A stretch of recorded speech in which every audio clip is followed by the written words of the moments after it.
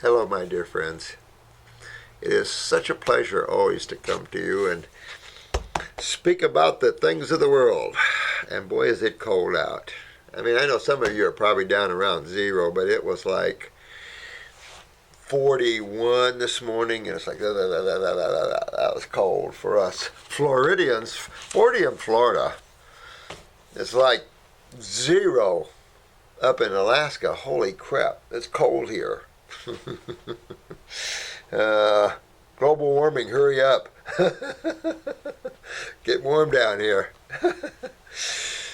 And I wanted to go over some Q&As. I've got all day here. We're having some floors tiled, and we had to build some new offices and stuff, so I have to be here while the tile guys lay in the floor, and I needed to spend a lot of time with you and help make sure you guys get your feet on the path.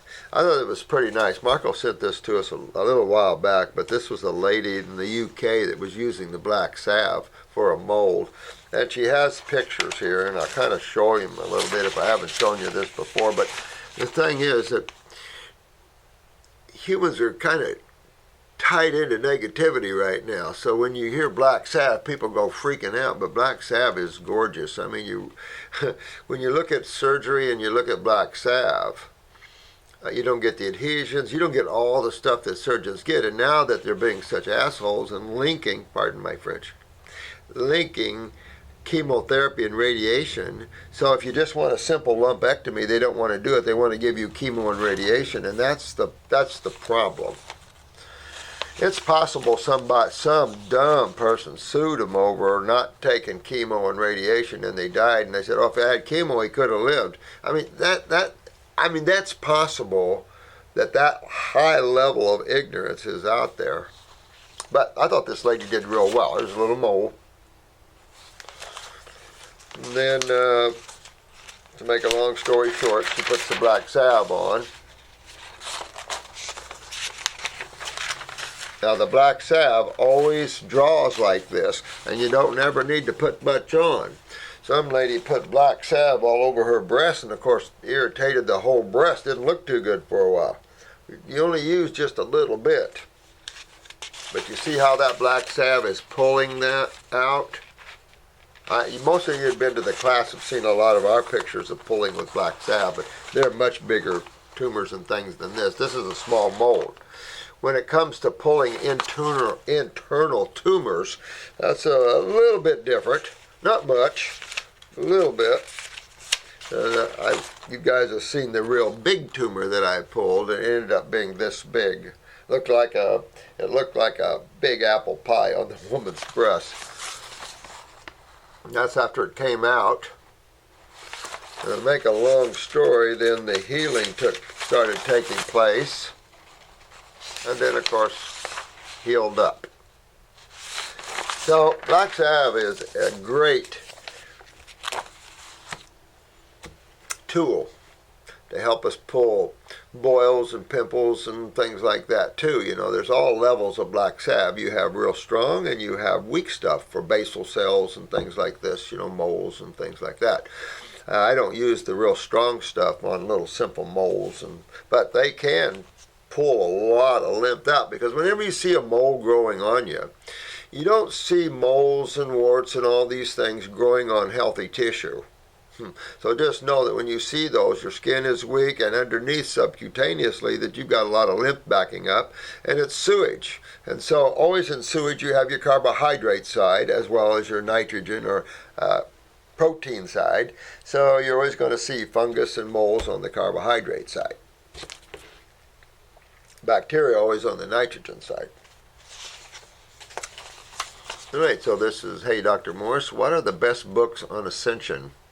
What are the causes of HSP, highly sensitive person, and psychopathy? It is possible for the two to coexist, how to heal them. Also, if a transplant recipient was to detox, would he experience the donor's memories and emotions? Have you seen cases like this? No, that's it. These are really good questions now. I like these kind. I have never seen that sort of problem with transplants, and we've had quite a few transplants doing detox. Matter of fact, I had a chiropractor had multiple organ transplants. I think he had 3 different transplants, and I was really concerned, because you're always concerned about rejection issues and things like this, because these rejection drugs and stuff, they're immune suppressors. Well, after a while, your body's got to get with the tissue or not, because it continue to deal with immune suppressors is not in anybody's favor, because that suppresses the lymph system, of course, and then that's the system that's supposed to clean these areas up. I think transplant people, when consciously, tissue absorbs into it. These are just cells with a level of consciousness, and they will maintain the level of consciousness probably of the family they came out of, possible. But it's like anything else. When you have a bunch of people together and you have a certain way of thinking and you're introduced into another level of thinking, it doesn't take long for you to adapt that level of thinking, especially if you're immersed with it. And you have to understand cells and plants and everybody's kind of the same way.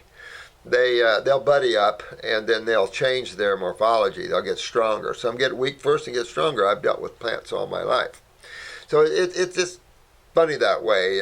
It takes a little while, but the consciousness can adapt and change and then take on the persona, because that's how we experience creation, is becoming creation.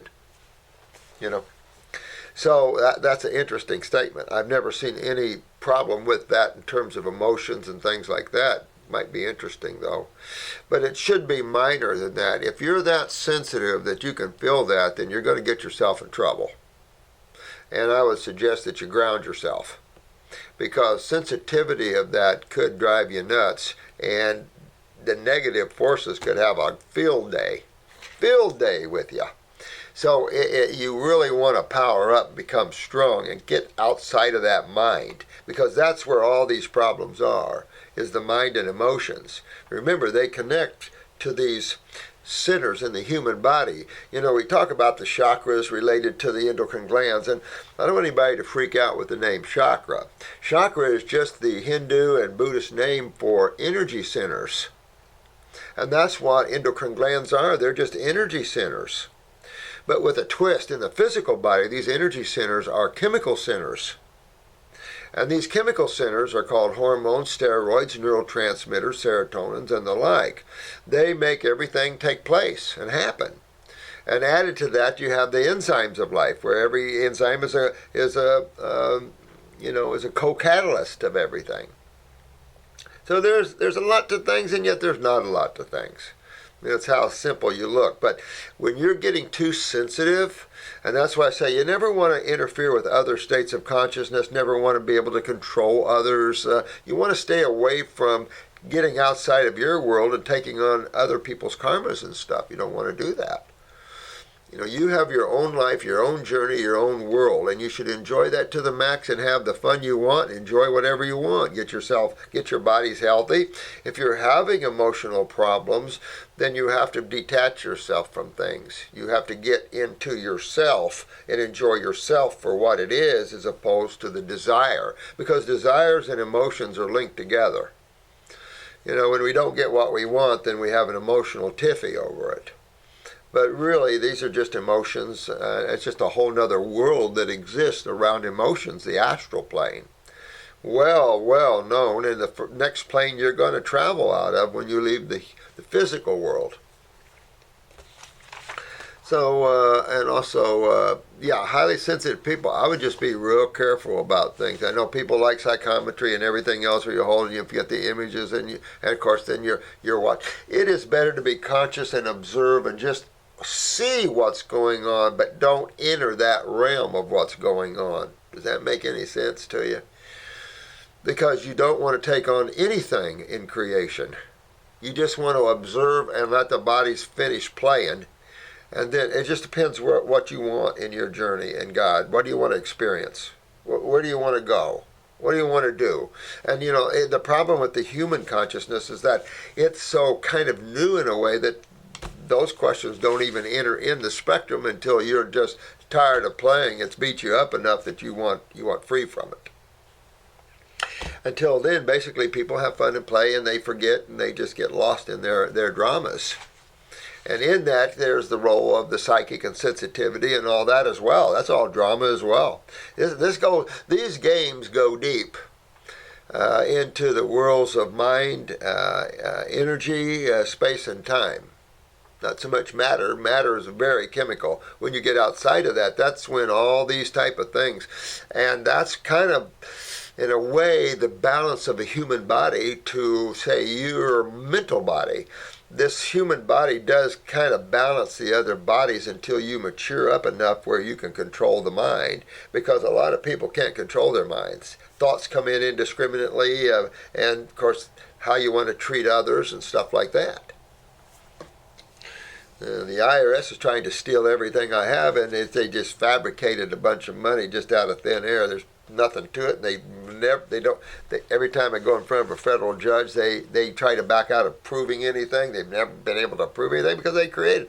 So then those invokes images of, anger, and what do you do with an out of control group like that is so narcissistic they think they can do anything they want, and then most people are afraid of them. These are just people that have serious lessons to learn. And it's that sort of problem. I can't let that get to me. Who cares? These are out of control, narcissistic individuals that are building up karma big time.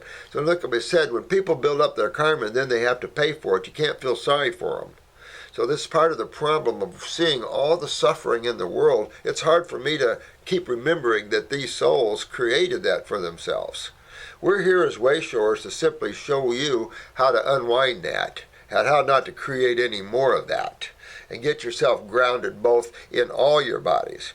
But remember, these are just energy centers we call chakras in these bodies, but they do relate to all your other centers. So one of the grounding mechanisms is get your body healthy. The problem with that is getting your body healthy, you have to clean it out. You got to get the kidneys filtering. You've got to get your adrenals up. You've got to get that lymph hydrated and moving out of you, or the body gets chewed on.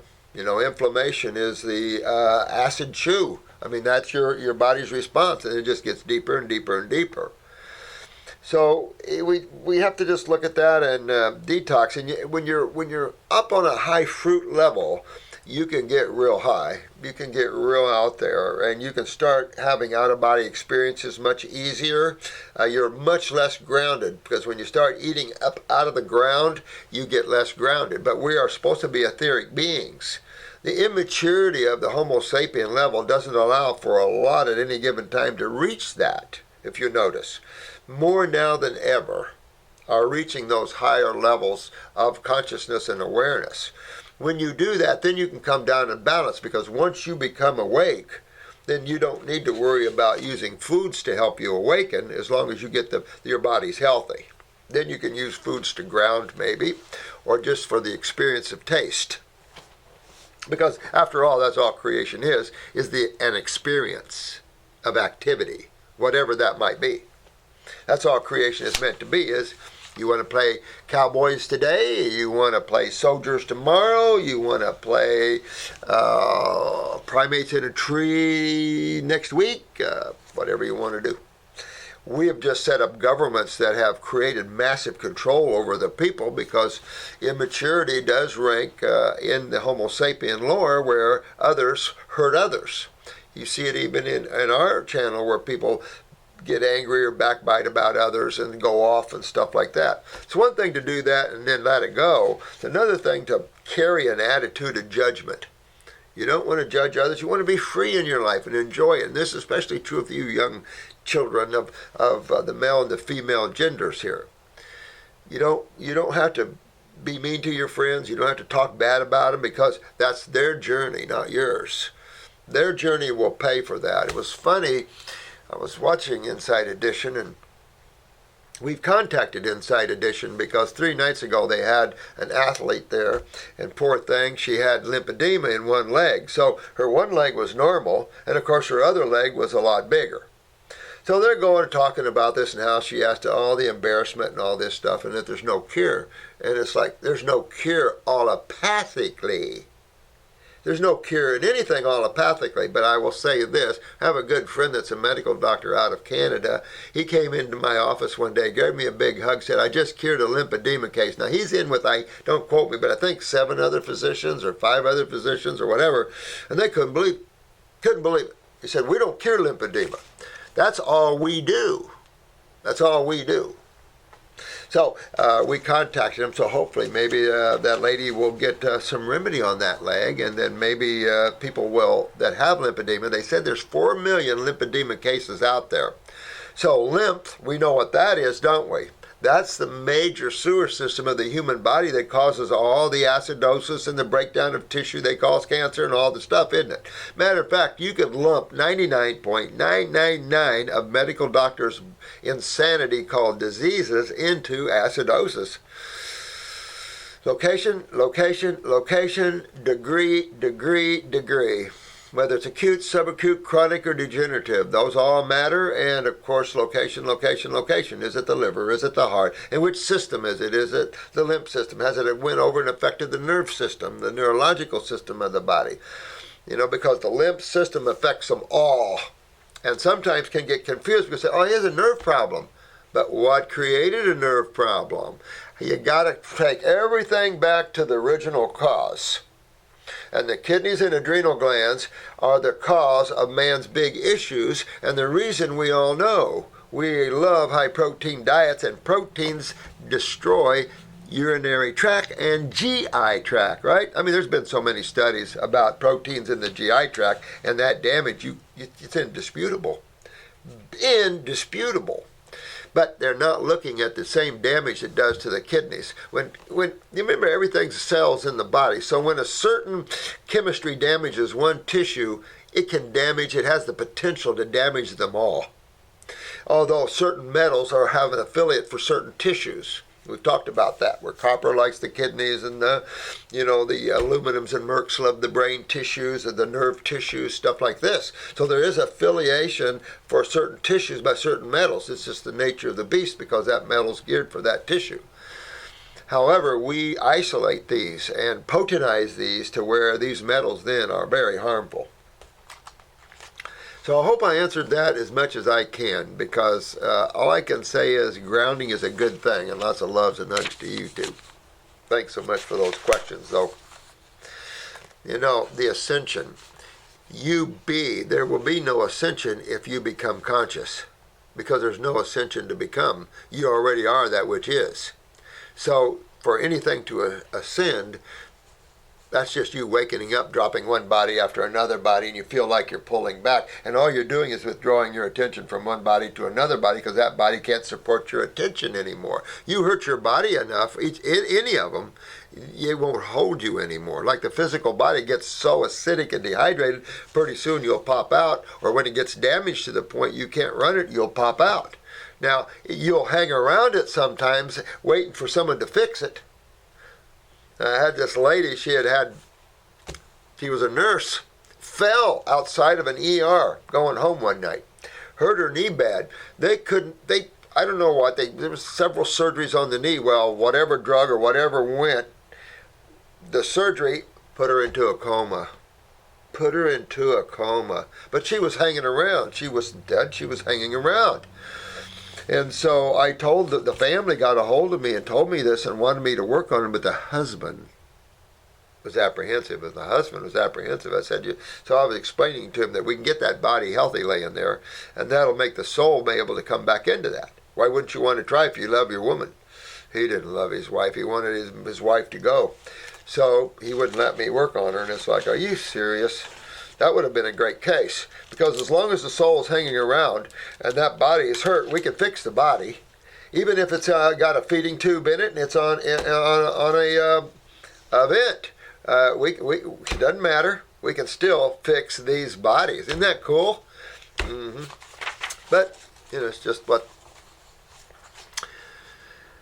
some people really have malicious things, I guess. Been fun though to be able to do that and help that soul finish up its journey. Now that soul will have to come back, get another body, and finish up its journey. Hey there, Dr. Morse. Just want to say I love your vids. Thanks. I hope so. I appreciate it. I'm amazed that you guys do like these. I'm just trying to help everybody get well and find their way back to consciousness again. So I'm glad you like it. I love you guys too, you know. We got a good group. I've learned a whole lot, and I'd like to thank you for taking the time to make them and share. Oh, thanks, honey. My friend is on, this is a long word for a migraine. I never could pronounce that right. Amitriptyline or something. That's a huge word. I thought maybe she had a problem regarding her cerebellum, but I wanted to double check with you because she says she gets the feeling of the migraine in her right eye, and it started 7 years ago. Yeah, I mean, you could, when you start that, here's the thing, if you got with her and anyone that feels the migraine coming, it's a spasm, get the antispasmodic and the pain formula, and if you hit them right off before that migraine, when you start to feel it coming on, it'll knock it off. And it's just that these are spasms, you know, where you spasm real strong, and it's just still all steeped in acidosis. You know, and so you really want to, and if you get too much in the frontal area, it's the GI tract's involved with this as well. The GI tract is often involved in headaches, big time. Constipation, stomach problems can create major frontal headaches, nausea. You know, there's all kinds of things that are involved. But getting the body healthy pulls you out of migraines. Now, I had migraines growing up all the time. All the time. They took me to a medical doctor. He said, oh, your eye muscles aren't matured. Your eye muscles are not matured, so you're giving migraines? So they made me read more. So I had to read an hour every day to strengthen my eye muscles, according to this MD. Oh, Lord. So that sucked. And then, so finally, when I got off of milk and dairy products and sinuses came clean, it's like, oh, no more migraines. I know, funny stuff, but you have to put up with the stupidity. That's why I'm doing this. Just the stupidity out there is ridiculous. You guys will help so many people be well and save them from this insanity of discomfort and suffering, you know. It's one thing to come and go, but it's another thing to suffer. You know, suffering is not fun for anybody. And this could be part of the cerebellum too, you know. Cold compresses, work on the neural lymphatics, but get those bowels cleaned up, the kidneys filtering. These are two things that are essential to getting anybody well, guys, is getting those kidneys to filter. That's kidney and adrenal problems. Now, you could have a pituitary capped right up there, just suppressing the adrenal glands, absolutely. Even the kidneys, because bedwetting at night is attributed to pituitary weakness. So you got to get things filtering. You got to clean up that GI tract, because there's hardly anyone, and I mean hardly anyone, that does not have a level of chronicness to their GI tract. I do so many eyes, and very rarely do I see a GI tract that doesn't have some degree of chronicness to it. Mostly people are in the chronic levels in the gut tissue. And so this is serious stuff. And this is why it was the place for cells breaking down, or what they call cancer. Well, that was the #1 spot for 100 years. And it's not the #2 spot now, I think, but it's still way up there. And then the GI tract, everybody's got kidney problems, and it's just at one level or another. And so these eliminative organs must be fixed before anything can be really happy and healthy in the body. You can't move the lymph and get the tumors out and all the inflammation without the kidney filtering. You can't get proper digestion of your nutrients and absorption, and of course then the breakdown of the GI tract itself. So you got to fix those things. And of course, what else would you think we would need to fix on everybody? The glands. Endocrine glands, the energy centers, the steroid hormone neurotransmitter centers. We need those centers. So it really becomes simple. We need the GI tract. We need the urinary tract, which is kidneys, bladder, adrenal glands, which is the lymphatic system. Then we need the glands, which control all that. So when you just got that and you're working on those, you're going to bring that individual back home again. You know, if you have to add upper circulation or circulation formulas where they have cholesterol, okay. If you have to use a lung formula to help clean out the lungs, okay. If they need a liver cleaning, I like to go a couple months on a liver gallbladder formula anyway on everybody, fixing up the liver, reaching over to the pancreas. You see where we're going with protocols? Real simple to understand. Absolutely. You always got to remember you have two systems that control the health of cells, blood and lymph. The blood system can be changed very, very easily by simply changing your diet. And if you want to be healthy, your diet should be fruits, berries, and melons, number one, and maybe one salad a day, number two. If you want to be healthy, that's the way you should eat. Have some cooked foods now and then for balance or whatever, grounding, cold, too cold, things like that. If you have to have a piece of dead animal once in a while, okay, But if you balance out like that, watch your food combinations. You can live quite healthy, quite strong. But first take the time to clean your body out and get past your symptomology. Get past your symptoms. Get your eyes done. Make sure you're regenerating those areas of genetic weaknesses that are advanced. Fix those things. They're all fixable. Everything is fixable. You push yourself too far, though, you might not be fixable. And that's what you don't want to do. You can't, this whole understanding of high proteins and acidosis is vital to those that want to be well. You have to eliminate them. So thanks. Let me see here.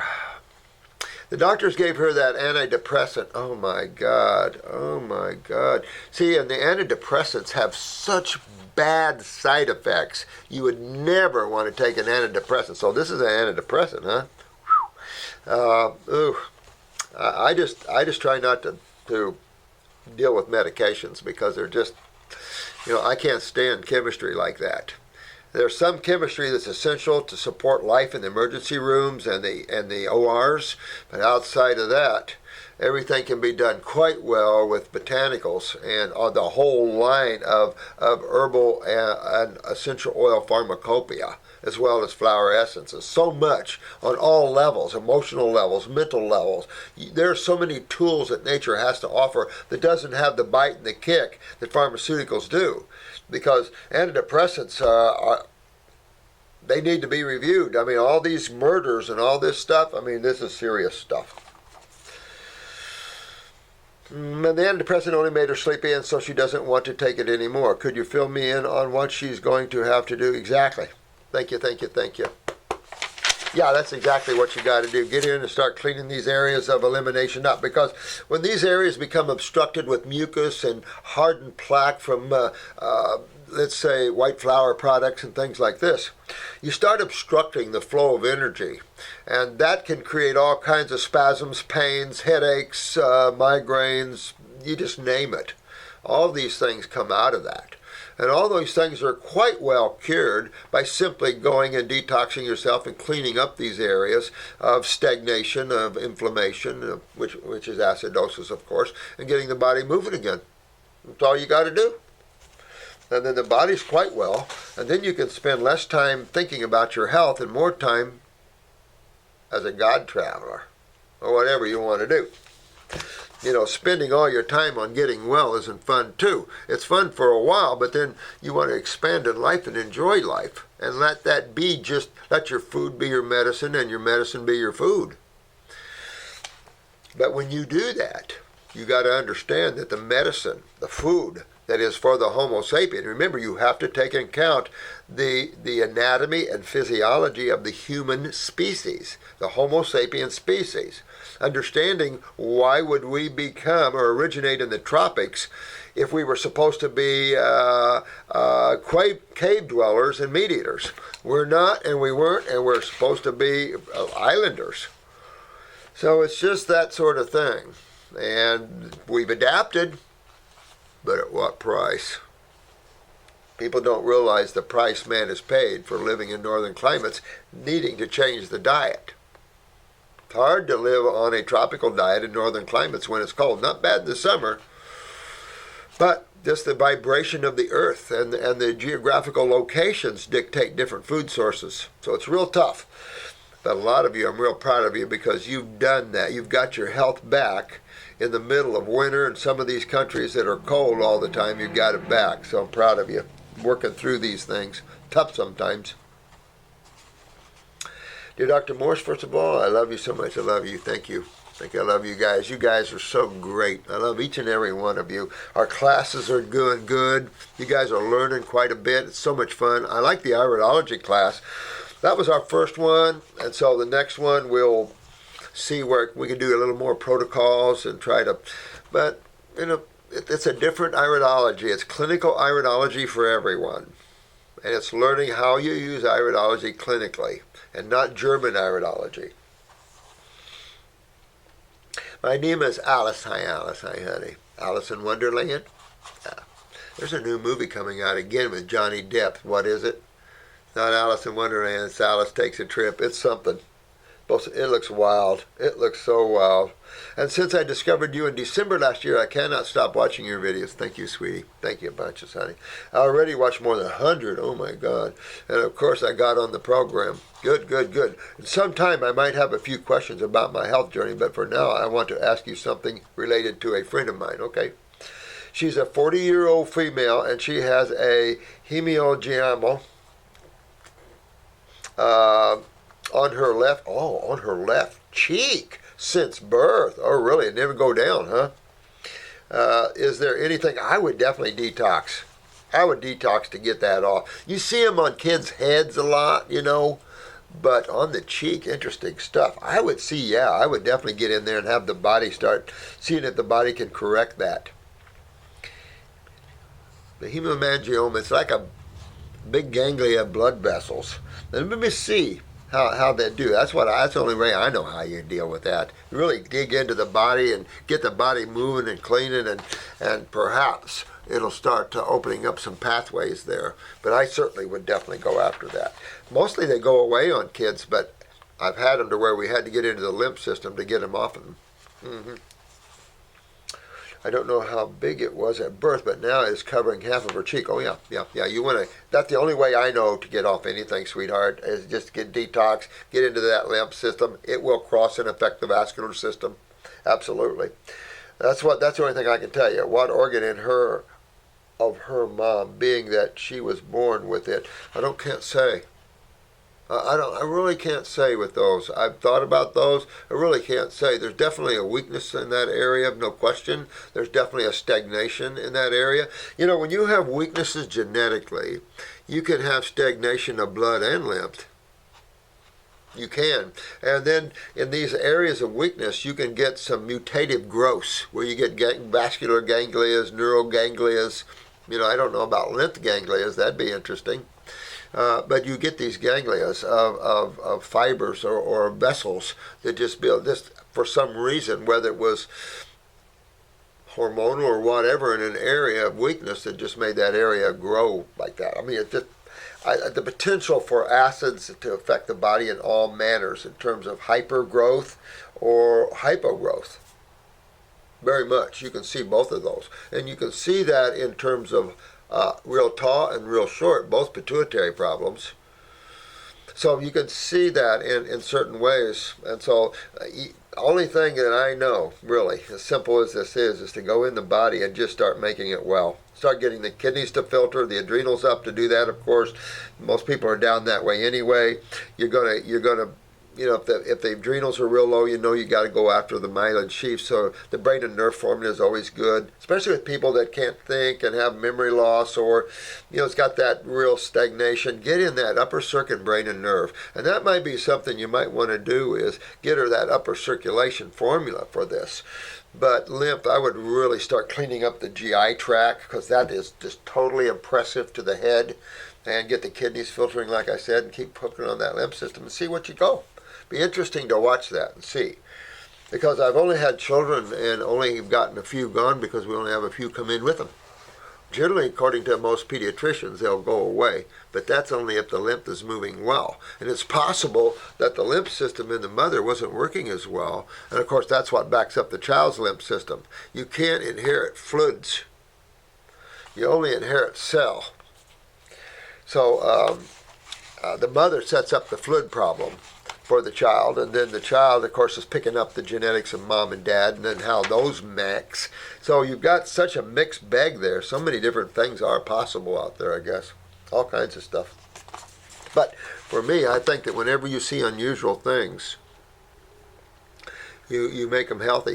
You can only go after the health of the body, where you get the fluids moving freely, everything hydrated, all the eliminative organs eliminating properly and cleaned up. Everything goes back to normal. So it'll be interesting to see how you do on this case. I'd like to see how you do. P.S. I'm really interested in an in-depth story from you about spirituality, your journey to where you are now, more details about Akashic Records, more about the Sufis, etc. Sending you a lot of love and big fluffy hugs. Well, I love fluffy hugs. Thanks, Alice. Yeah, spirituality, fun stuff. I'm telling you, because that's who you are. I mean, this is getting to who you are, not your bodies and their sufferings or their inadequacies or their genetics. This is you, conscious awareness, you, the one that controls all these things. And a lot of that's shut down, so you forget who you are. And this is a good plane to forget who you are, because as soon as you come into it, society tries to grab your attention. The government grabs your finances. You know, I mean, they mess with the birth certificate, so now you're not really an entity. You're only a straw man from the get-go almost. Matter of fact, everybody's using your straw man name constantly. If you have all capital letters, you get a letter with all capital letters like from the IRS and stuff, they're addressing you as straw man. Your entity is a straw man. So in law, they really don't have jurisdiction in your given name. But you know, that's all another thing. You know, it's so corrupt out there, you can't win with these arguments anyway, because judges are so corrupt, it's unbelievable. I don't think I've only met one honest federal judge. One. And I've been in front of a lot of them. And it's like, one, they wanted to make the IRS prove. He's the only one. The IRS, Department of Justice. Oh, sick criminals. Dale, my Dale friend. Hello. Here I am with another question. I don't care. What about blood pressure being high specifically in the morning? This person has had one kidney removed because of cancer. They're in their 80s. Well, first of all, you know that person in their 80s. If you take a look at 80-year-olds and what kills them, and 90-year-olds, you're always going to go to the kidneys. You're always going to go to the kidneys, because kidney failure is the main reason of death. Whether you can call that congestive heart failure, pulmonary edema, or whatever, cancer, whatever you want to call it, it's always because of the kidneys. And the kidneys, of course, is where you see high blood pressure. High blood pressure you see out of the kidneys, of course, is a steady high blood pressure depending upon the level of weakness or toxemia of the kidneys. And you fix that blood pressure simply by opening up the kidneys. Getting the kidneys to filter and opening that up, your blood pressure comes right down to between 60 and 70. If you have weak kidneys, it can go down into the low 50s. But you really want a diastolic close to 60, 58, 59, 60, 62, somewhere in there. That's good kidney function. Your creatinine levels in response to that should be around 0.4, 0.5 at the very most in your blood work. And then you should see your snow in your urine. You should see your sediment, your acids from your cells. I mean, you got to realize that every cell in your body produces acids, and since National Geographic claims there's only 37.2 million cells in your body, and still the allopathic 100 million cells. See what I'm saying? So, the other point, of course, to high blood pressure would be the cerebellum. And if it goes down through the day, it could be the cerebellum. That's the point of their high blood pressure, especially laying down. You know, your sinuses back up and everything backs up in the head at night. And you get the pressures and stuff at night. You wake up, that could be the case of high blood pressure, particularly when they start walking and everything goes down. If it is the kidneys itself, then it should be fairly steady. But one kidney left, and they got two sides of the body left. They didn't cut the whole left side, or whatever kidney they removed. They didn't cut that side of the body off, did they? So the big concern, of course, is lymphedema, and a lot of kidney removals, they don't get lymphedema, but many do. And that's a sick story, because if you get lymphedema with your kidney missing, I don't know how you fix that. That's the problem. because they remove the organ that's essential to remove the lymph. So they just don't unaware of that. So, well, however this case moves out there for you, but I would say this is the case of the cerebellum, but it is still a kidney case, right? Right, because the kidneys is the problem. This is why they lost one of them in the first place. The kidneys were always the problem here, and they are in most of us. The kidneys are big, big deals that they don't spend a lot of time thinking of. But now you guys are coming along, shining a huge spotlight on the kidneys and the lymph system and waking up this planet to, we haven't been thinking about that. We have. We have. Because our goal is to get people well. We're God people.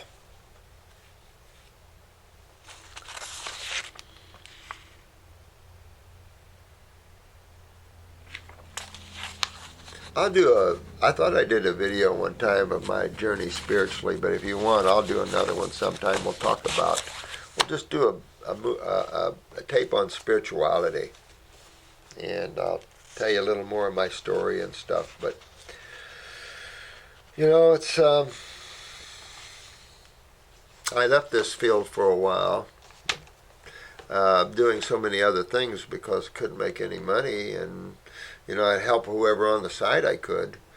But spirituality, that's the, if you're one of those people that have an extreme love for God, even though you can't define it, you don't know what it is, that's okay.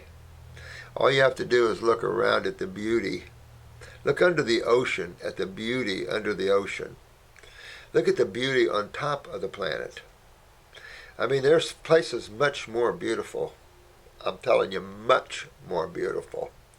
But in the physical world, this is not a bad place.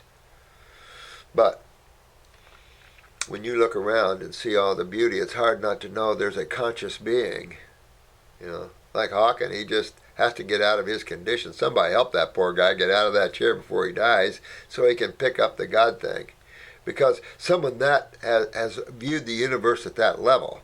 Now, he's still claiming the Big Bang. Now, they are saying there is no Big Bang. There was no Big Bang. And now they're off on how the universe really started. So it's just pretty wild stuff. They claim now that there has been no beginning and there is no ending. Where do we hear that before? That's the massiveness of the Creator. Whatever name you want to give it. I call it God because we all can relate to that name here on this planet. But so many names for that which is, that which created all. There's so many names in all everywhere, not just on this planet. So there's just all kinds of names meaning the same thing. So it's not in the name, it's in the activity, it's in the presence. And that's in the present moment. And it's hard to understand that creation is of the mind. And in creation you have duality and emotions and physical forms and all kinds of things, unlimited things. But they all bear out of consciousness. They all bear out of pure intelligence or awareness, which is undefined and just infinite. And you can only just be that. And there's no ifs, ands, and buts about it. So you have to get to a position of observation without judgment, without thought. Because observation without thought is pure observation, is pure consciousness. As soon as a thought comes in to analyze, to categorize, to limit, to whatever, you just engage the mind to analyze what you're observing. Does the mind have an experience in creation of that? Then it goes to the Akashic records. Yeah. Boom. Pulls it right up for you. I mean, it's amazing to see how creation, as much as I know, but these things so massive, Cool stuff, though. Good stuff. Each and every one should learn how to become the observer and use your mind when you need it, and don't use it when you don't need it. Enjoy the nowness, the presence of play, and enjoyment of watching things play. You don't always have to engage your bodies into play. Observation is enough to know the whole experience. You know, that's the one thing I went from a lot of physical activity to less because I didn't need to go enter into the experience. I just observed the experience, knew what it was, didn't need to go engage anymore in it. And that's the thing, because we're only engaging these for experiences. All right, this is Boboc, B-O-B-O-C. Right. I want to mention that my baby girl have a long history, even if she has only 3 years and 6 months. My child is allergic to cow's milk, diagnosed too late. After 1 year and 2 months of torment. So from digestive problems, large amounts of mucus, oily stools, sparkling unprocessed problems escalated on ENT. To get rid of infestile throat, nose, and ears was recussia surgery. Oh my God. For removal of polyps and decrease in the tonsils. Began to be large amounts of mucus in the lungs. She make asthma attacks. All right. You know, I said this on the last video. What is man's need to suck on a cow's teat? I don't get that. What's the need of man to suck on any teat except as an infant on the mother? And now that babies' digestive systems are so genetically compromised, and a lot of mothers are not raw foodists, they're eating the highly acidic foods, mucus-forming foods of dairies and meats, and of course they tell you when you're pregnant to eat all kinds of crap. Excuse me. So here's these poor babies filling full of mucus, and they're just getting full of friggin' mucus. Well, how do you get the mucus out? Well, that's detox, because that's what you detox. That's what Arnold Ehret saw every time he started to detox people. He saw mucus coming out, so then he realized that mucus was the core of man's problems. Well, not really. Mucus is at the core, but it's the type of chemistry that blows back on the mucosa that creates the mucus. When you get mucus from what you're eating, your body does not want that one little bit. That's an immune response when you get mucus from what you're eating. Your body's going, whoa, no, I can't deal with these kind of proteins. And it's the proteins that the body goes, no. And dairy is so bad. Take a look. I hope we have that up on our website now. I'm so frustrated, but that's because we're so busy. But getting the different milk ratios up for you to show you the difference between cow's milk, mother's milk, and if I can find that here on one of these videos, I'll just put it up here where you can copy it or call in and ask them for a copy. But look at the difference of mother's milk. There's only one milk on this planet that's even close to human's milk, and very close it is. And that's the only milk, and that's including nut milks, coconut milks. There's only one milk, and that's monkey milk.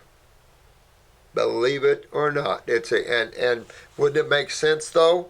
So if we're going to feed our babies milk other than their own mother, then we need to find a primate. Good luck with that one. But that's true. Because cow's milk is so concentrated in proteins and lipids, and this is why you see what you saw with your daughter.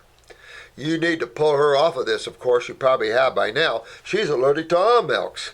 You want her on, she's 3 years, she's already getting big, so you need to get her on fruits, berries, melons, and then maybe you can fix her some kind of fruit veggies like avocados and stuff like that. But this little girl needs to be on the food to mature her brain and nervous system, and that's fruits, berries, and melons, and clean her lymph system. And you know she's going to go through, don't you? She's going to go through cold and flu-like symptoms. Her nose are going to want to run when you're detoxing her, and she could go into a little pneumonia-type symptom.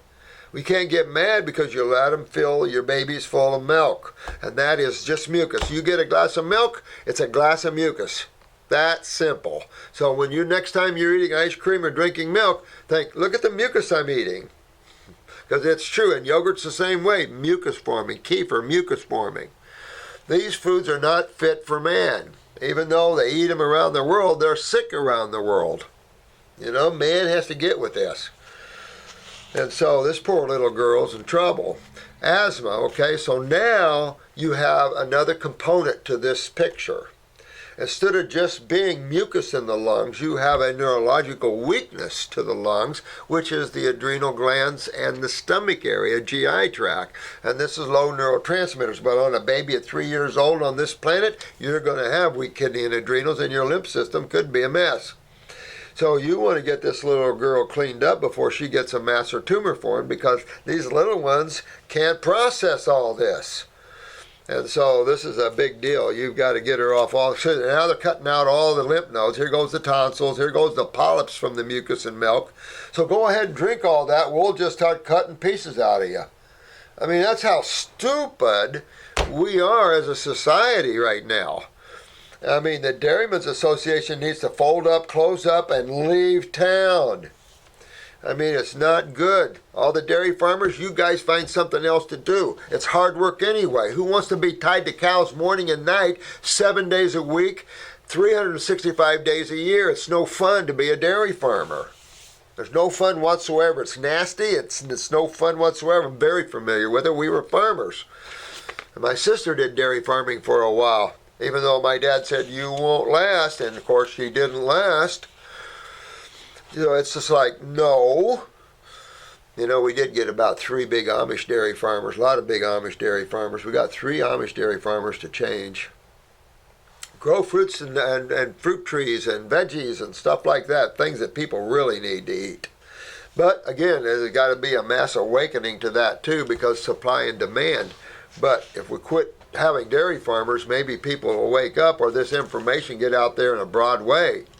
Because if you have a tumor and you're drinking milk, well, just watch it grow. You can watch it almost grow while you're drinking it. Even colostrum makes tumors grow. I don't recommend colostrum at all, because I've seen what it's done to our clients. I tried it. Yeah, about the second time I seen a tumor grow, I threw that crap. I said, no, dairy, protein still. So this is what I'm saying is that you want to clean this little 3-year-old up, all you have to do is change your diet to fruits, berries, and melons, and it's going to start making this mucus coming flying out. And be prepared for that. And there's going to be a fever. Well, who on this planet doesn't like fevers? Medical doctors, because they're unaware, they're ignorant of the vitalness of a fever. You want a fever. What's your largest eliminative organ you have? Your skin. Fevers will make you sweat. And that's how you increase elimination, is through drinking more liquids and getting yourself warmed up to sweat. Now you're eliminating through the largest eliminative organ you have, your skin, your integumentary system, and your kidneys, your bladder. And this little girl, and you're going to want to fix her kidneys and her adrenal glands. You're going to want to go after her adrenal glands and build them up, because you're looking at a neurological weakness in your young baby. And you got to be careful with your vaccines and stuff, because with a neurological weakness, you can trip your baby into seizures or ADD or whatever just from the vaccines. So you want to be real careful and get your babies cleaned up and get them off of these friggin' milks. If mother's milk is no good for your baby, you can't go to other milks. You've got to go to like your fruits and your berries and your melons and maybe some coconut water and some stuff like that. And maybe if you needed to add a tiny bit of a nut milk or something, you could. But, boy, just take a look at the human's mother's milk. And we already did a video, and I did show it to you. And you'll see the shocking difference. Low minerals, very low proteins. Lipids are not very high either, only about 3%, right along with monkey milk. You get up in even goat's milk is extremely high in lipids. Well, you get a baby compromised hepatically, which is the liver and gallbladder, which you see the oil coming in the stool, then you can have blowbacks from that. So I know a lot of people went to goat's milk in my journey. You know, I used to, when I first started, I did recommend goat's milk over cow's milk. I mean, I've been through a long journey, guys, 40-some years. Woo! Whew. Now, I didn't know early on some of the things. Remember I told you I opened up health food stores, and my God, I started feeling worse. I was raw foodist, but well, nuts are good for you. Wait a minute, raw milk's good for you. It's raw. Oh, raw milk yogurt, really good. Columbia, oh, that's really good. Yeah, filled the mucus back in my body that I took out in the woods. And it's like, oh my God. So there's some hard lessons, out there for us. But that's why we need to help teach the young so they don't get trapped. If you're a young person watching this, don't get trapped with milk at school or anything nasty. Schools especially shouldn't be serving milk to the babies. Fruit juices, what are they thinking? Clogging the minds up so they can't learn. I mean, you get your head full of mucus, you can't think properly, can't remember properly. Now look at all the Alzheimer's and dementia, amyloid plaque, that's just mucus and proteins.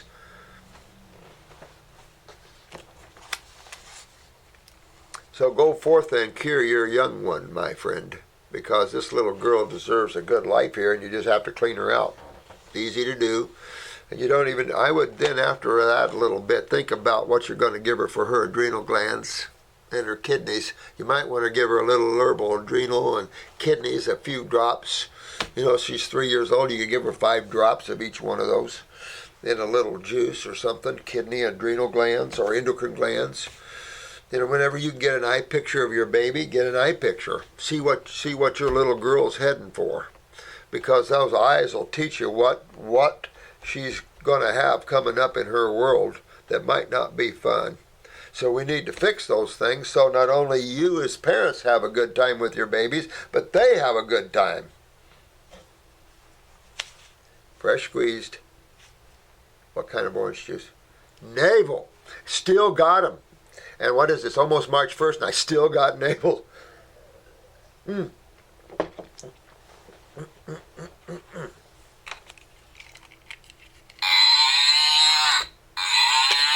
Yes. Oh, that's a cow. No, we don't want that. This is Carla. Hi, Carla, sweetheart. Lots of health problems. About a year ago, everything went haywire in my body. Hot burning, tingling all over. Had to put ice packs on my body to sleep. Can you put it on hold and come in here a minute? Yeah. Hang tight. I'll be right back. Sorry about that. Got a tile man tiling some new office space we built, and these people don't even think. He's got a saw in there sawing tile. And we've got equipment everywhere, and there's dust everywhere. Oh. So what I'm saying, people just walk unaware. They walk around unaware. Anyway, Carla, let's go on and take care of you here. Okay, so here's the first thing that Carla's experiencing. Okay, what is this? About a year ago, everything went haywire in my body. Hot burning, tingling all over. To put your ice pack, she had to put ice packs on her body to sleep. All right, so yes, she could have had a thyroid storm or something like that. She could have. It been real hot. But whenever I see something like that, I'm thinking the worst, of course, is systemic acidosis. Waking up to the adrenal shut down and the kidneys down and not filtering, and of course that breeds systemic acidosis. Why? Because the kidneys control the lymph system, which deals with the metabolitic wastes, which are acids of the human body. And since there's roughly, can we say 40 trillion cells? Roughly 40 trillion cells that comprise the human body, that's a lot of acids. And when they are not being broken down through the lymph nodes by bacterium and then discharged through the kidneys or skin, you're in trouble. And that's just what this is. You can actually be burning up and cold simultaneously. What's that one? Thyroid. You can actually be so hot inside from the acidosis, from the stagnation of the lymph system, and thyroid down, you're cold. Isn't that amazing? It's just looking at that. But she could have a thyroid storm where it was everything was hot and everything, but that would be a hyperthyroidism. That would then kick up the heart rate. That'd kick up a lot of things. But the worst case scenario is going to be systemic acidosis. But systemic acidosis can then also result in hyperthyroidism, because as you begin to acidify tissue, it can become hyperactive in what we call the subacute stages. So you've got acute as your first stage. That's when you drink a glass of milk and suddenly you got a bunch of mucus in your sinuses. You created an acute stage.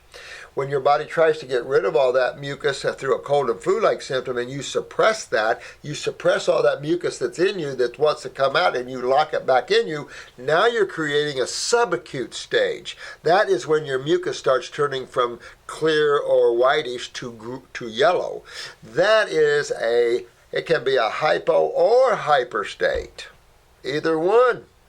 But the next stage is chronic, and then everything goes to chronic, and then death.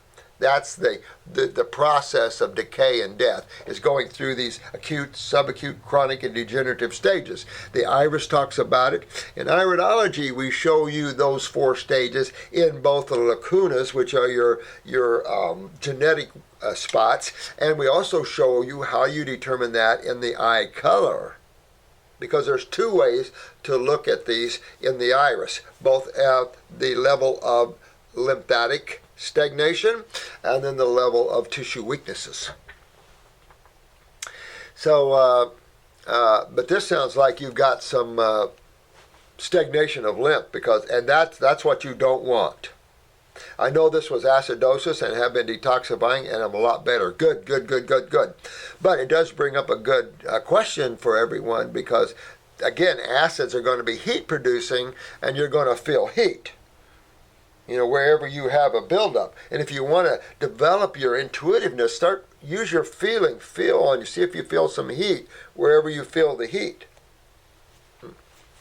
And, of course, you have thermographies now which pick up that. And then you know right where all your lymph is stagnated. Let me see here. But everything went haywire. They say autoimmune, hypothyroid. Well, hypothyroid would make you cold, not hot. And autoimmune, no such thing. Possible parathyroid tumor. Well, that wouldn't be good. I don't know how that would make the body hot all over. But it's enough to say that that's all lymph, of course. Hormones whacked out, of course, that's all lymph, because what whacks out a gland? As long as blood's moving and the good chemistry you're consuming, of course, we'll go with that. That blood is circulating, bringing oxygenated nutrition and everything. Good stuff, and then the wastes are produced while the cell manufactures the chemistry, and the wastes are produced and eliminated. They go to the lymph nodes, the bacteria breaks them down, the kidneys pee them, or the skin sweats them. You don't have any reason to have a symptom. Everything is working like a machine. Good stuff in, feeding, creating waste, eliminating the waste. Everything is good, just like a new car. Turn it on, the exhaust system, everything is tuned and timed to work. All the waste from combustion is being routed to the exhaust system and blown out, so we can breathe it outside. But with that said, that's our big problem, is dealing with waste and byproducts of industry, including this industry. And that, of course, are acids. So we have an industry problem all over the world. We have acid problems that we have to get rid of. All right, and she had breast cysts. Well, this is just all lymphatic stuff. This is just all lymphatic stuff. I suppose what we're going to have to do is, when they say autoimmune, just stamp a big lymphatic thing on there, because everything they call autoimmune is lymphatic. Crazy stuff. Bad arteries, 8 lesions on my brain. Former smoker. Can we detox and get results without herbs for a while, or detox and still be able to work and function? Well, let me say this to you. If you've got bad arteries, 8 lesions on your brain, you don't have MS by now, then I would say that, why do you want to do it without the herbs? You'll be, for hell freezes over you. You're going to want some herbs. But first of all, you want to go on what? Fruit, berry, and melon. I mean, if someone wants to get into the body and fix it just on food, it's a lot harder, but you can do it to a certain point. I don't know how long and all this, because I haven't done this in years and years and years at this level we're dealing with today. But if you do, fruits, berries, and melons, that's it. Period. And you want to interlace that with, say, grape fasting, then go into your lemon fast. So you could do probably a 10 to 40-day grape fast. Follow that up with a 10-day lemon juice fast for sure. And then take a little break and then go right back and do it again, or try another little fast, or do water fast for 3 or 4 days. Maybe give you a dry fast a day or two out of that. And keep working that.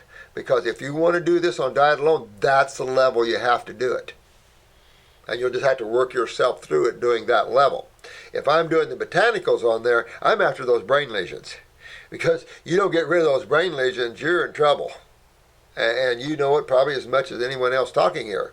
And what creates lesions on livers and brains and everywhere else? Acids. Acids. Where do these acids come from?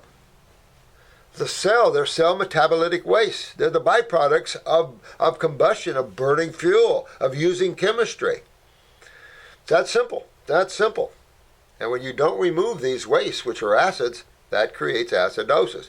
Your chemists out there can call it alkalosis till the hell freezes over. It just makes you ignorant. It's all acidosis. And the proof of it is you're treating biochemically and you see it doesn't working, killing people. Your biochemical concepts of pharmaceuticals just the opposite, killing people all over the place. But that's acceptable on this planet right now. So your breast cysts, those are lymphs. Your hormones are whacked out. That means your glands are getting inflamed and breaking down. That's all acidosis. Lesions on the brain, acidosis. Your arteries, you're losing calcium, or you're getting puffed up arteries from cholesterol in the walls, or edema, or you're seeing varicose veins, spider veins, and that's all parathyroid weakness, right? Can we detox and get results without herbs? I wouldn't, but if you want to, remember you have to do it that way. If you want to get herbs, I use upper cervical brain and nerve because you want to get rid of these lesions. At the same time, this head sitting on top of the GI tract gets strong into that GI tract. It takes a long time for fruits, berries, and melons to clean up the GI tract when we've got herbs that'll clean that baby good. Get you a few of them, get whatever you need, but find something to help get the kidneys and the adrenals up, to get the bowels cleaned up, get on the GI broom, whatever you can, but get yourself moving. Or Carla, these health problems are going to be a lot worse. I mean, you're talking about 8 brain lesions.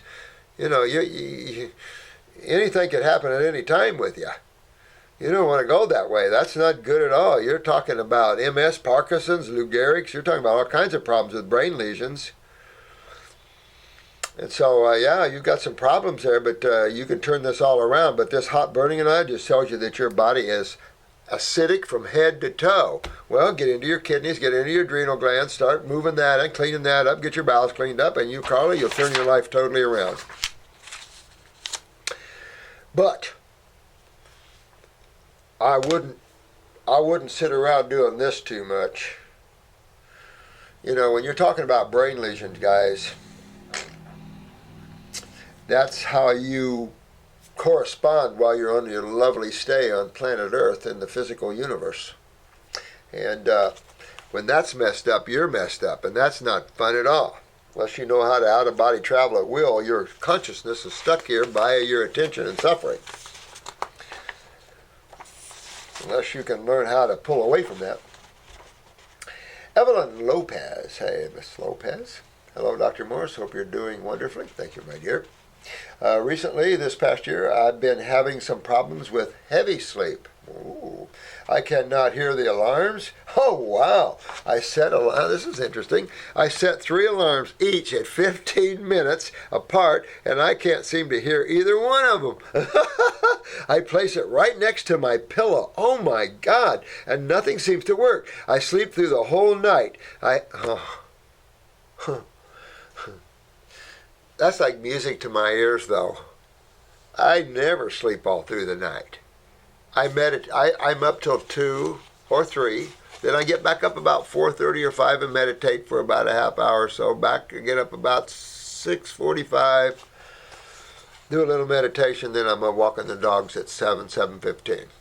That's about every morning of my life. Wow, sleeping all night. Holy crap. My God. I'm curious, is there any lucid dreaming here, dreaming at all, or are you just locked in darkness for a whole night's sleep? I sleep through the whole night. I have a 13-month-old. Oh, wow. That's interesting for a mama. I have a 13-year-old and feel very guilty for not checking up on him. Please help. I have psoriasis and asthma. Well, it sounds like your pineal gland and nervous system is really suppressed. You know, when the pineal gland is inflamed, it can create insomnia. But you could have the opposite, you know. So again, I would do upper circuit, brain and nerve. I do upper circulation and brain and nerve. At the same time, what system am I going to go on? I'm going to go fix these other things you mentioned. What did you say here? You said you have psoriasis and asthma. Okay, so we know the asthma, so we just talked about that. We know asthma is a neurological hookup with mucus. And that neurological asthma is an adrenal weakness. And asthma is the first step of COPD, chronic obstructive pulmonary, their word, diseases. So that's always the adrenal gland. So you've got to get to your kidneys and adrenal glands. Well, what's your kickback? What's your blowback from that weakness? Psoriasis. That's just a blowback. That's not a disease. That's just your effect of your kidney and adrenals not filtering your metabolitic waste out of the body, and your skin is not sweating as well either. So you're locked in there a little bit. And I would go to the thyroid and look at that as well. See what your basal temperatures are under your arms.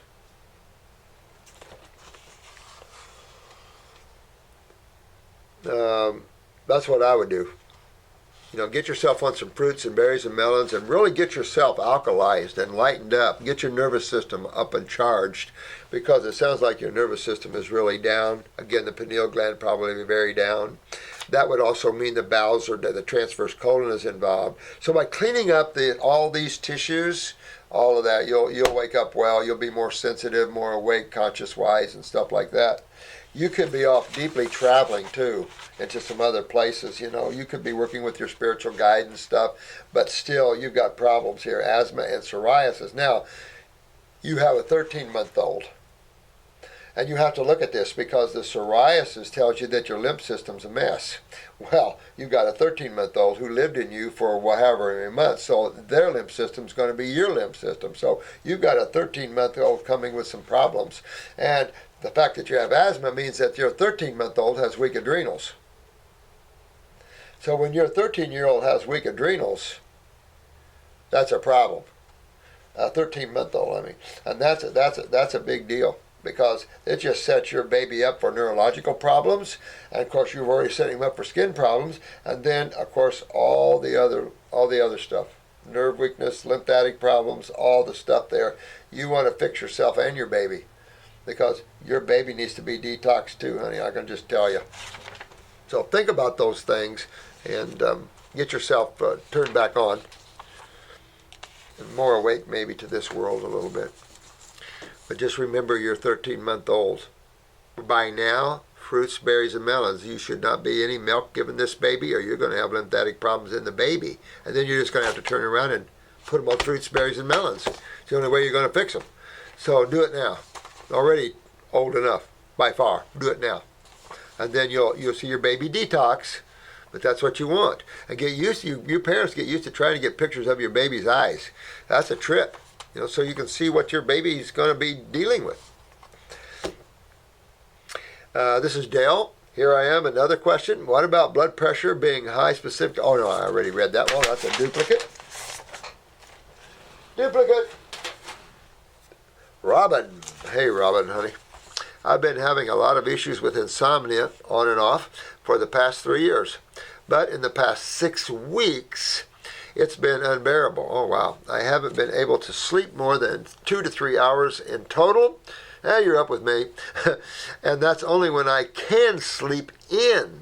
Wow. Most problematic is my waking up every night at 4 to 5 a.m. and usually due to restless leg syndrome. Yep. Excuse me. I get RLS most nights, and it'll wake me up, but I wake up at 4 to 5 a.m. with or without restless leg syndrome. Do you know what is causing this? Thanks for your help. Well, first of all, obviously the pineal gland is a little bit involved. Restless leg syndrome, right? Okay, so what is restless leg syndrome? What do you think is related to that? Your lower back, right? Lower back. What tissues are related to lower back? Well, let's start at L4 and L5 and work our way down. Kidneys, bladder, female parts.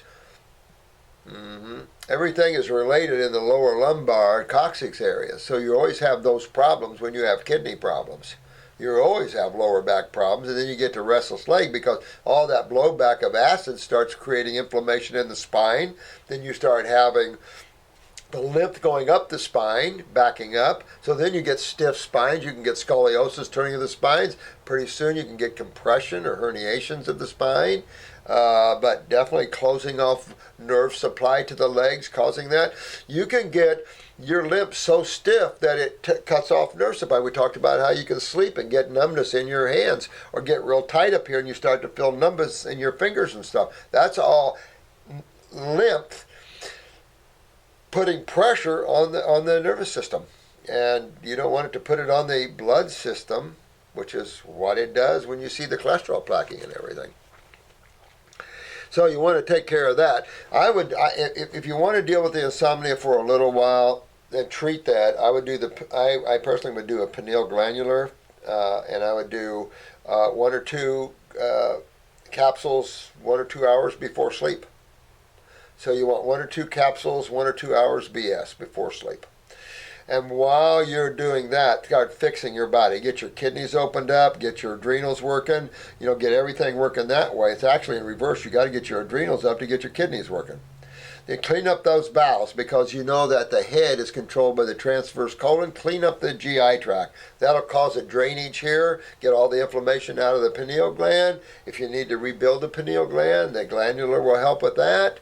But also getting upper circulation and brain and nerve formulas in the head is a good idea too. That's getting good oxygenated blood aggressively moving in the head, which is turning on all the neurons, and then you've got neuron help with all the brain and nerve formulas.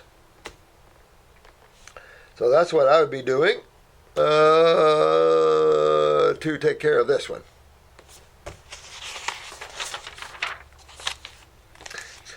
Can you talk about dementia? Jack, does Dr. Morse have any video on dementia? I don't talk too much about dementia, Alzheimer's, that sort of thing. But you can just lump them all in the same sort of issue. Because it's just, there's all levels and all different things. Medical doctors make a big deal that this is dementia over Alzheimer's and all this kind of crap. But really, they all have themselves steeped in inflammation, acidosis, amyloid plaque, and all this kind of crap. This is all the byproduct of acidosis. When you see a plaquing and a buildup, this is all a reflection of acidosis and the blowback to the cells of acidosis or the mucosa.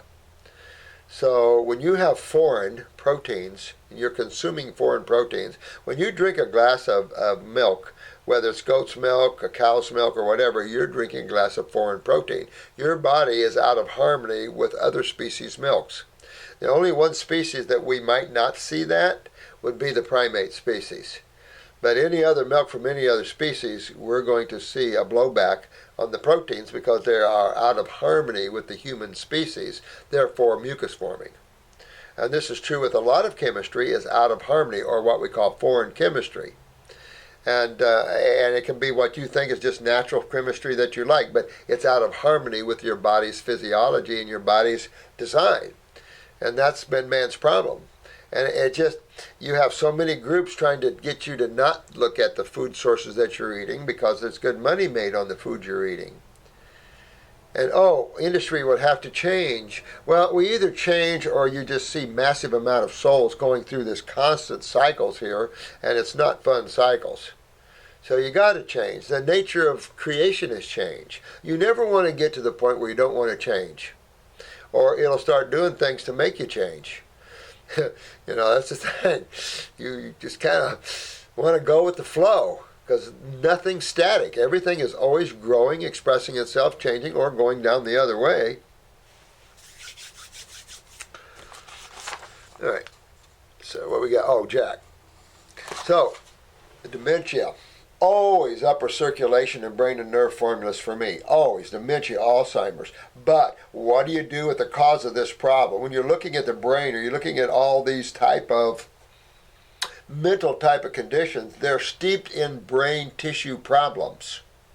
Remember, the brain is the modus operandi. It is the vehicle for the mind to express itself through the human condition.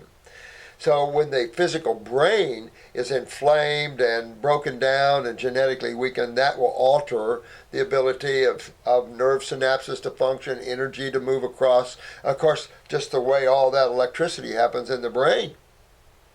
And then the counterpart of the autonomic and all the neurotransmitters related to that from the adrenal gland. So all this put together. I don't care if it's dementia, Alzheimer's, I don't care what it is you're dealing with on a mental level. There's only one way out, and it's also true on the emotional level, and it's also true on the cancer level, for what medical doctors call. It's also true on every level. You simply restore your physical body to a state of wellness. That will then have a residual kick into your mental body and your emotional bodies. If they need to be fixed, it'll happen on the road. Because as you start opening up your awareness and opening up your desire to be well, now you're extending a hand to the universe and it starts sending you help. Haven't you figured it out yet? That's why I'm here. A lot of hands. So Jack, I'm going to tell you that you got to get up with upper circulation and brain and nerve, get after that GI tract. Get the kidneys and adrenals up. Go after the endocrine glands. Get the pituitary healthy. Get the thyroid and parathyroid. How do you get those healthy? You can use herbs. You can use glandulars, but you must clean the lymphatic system. Clean the system that's bringing us down, and then everything has a chance to rebuild and go up. That's simple. And you can use flower essence and essential oils in those cases as well. Flower essences in particular to help support, But when you get into these brain lesions and into these things, you don't mess around, because your life will be a living hell. You'll find yourself in some kind of home where someone else is wiping your butt and you're just in there because you can't deal with life here. And it's just all self-created, but it's hard to understand that when we're unconscious. Well, I didn't know any better. That's the problem. The law doesn't, the natural laws of nature, even man's law doesn't have room for theories and assumptions. I mean, you can assume something in law, but that doesn't make it law, it doesn't make it fact. Assumptions don't get you anywhere. It's all about facts. Well, not anymore, but it's supposed to be. Now it's total policy in this country, where our law was based upon Constitution and based upon case law, which was nasty because the corrupt federal judges had created case law that was bullshit. Case law all over the place. Crappy case law from corrupt judges sucks. So you got that to deal with, and now it's not even case law, now it's policy. Totally policy. Well, there's only one policy, whether you're a Democrat or Republican in America, there's only one policy, and it's called the World Bank policy. They're coming for some bad stuff, those guys. I've got the message. What about vitamin D? Vitamin K, what source should someone use to get these in their body? And sunscreen, what do you think about that? Good questions. Thank you, Dale. Well, sunscreen, I'd go the natural only, coconut oil or some other type of very natural sunscreen. We have it here in the pharmacy, but I'm sure plenty of health food stores that sell that, particularly in the Florida area.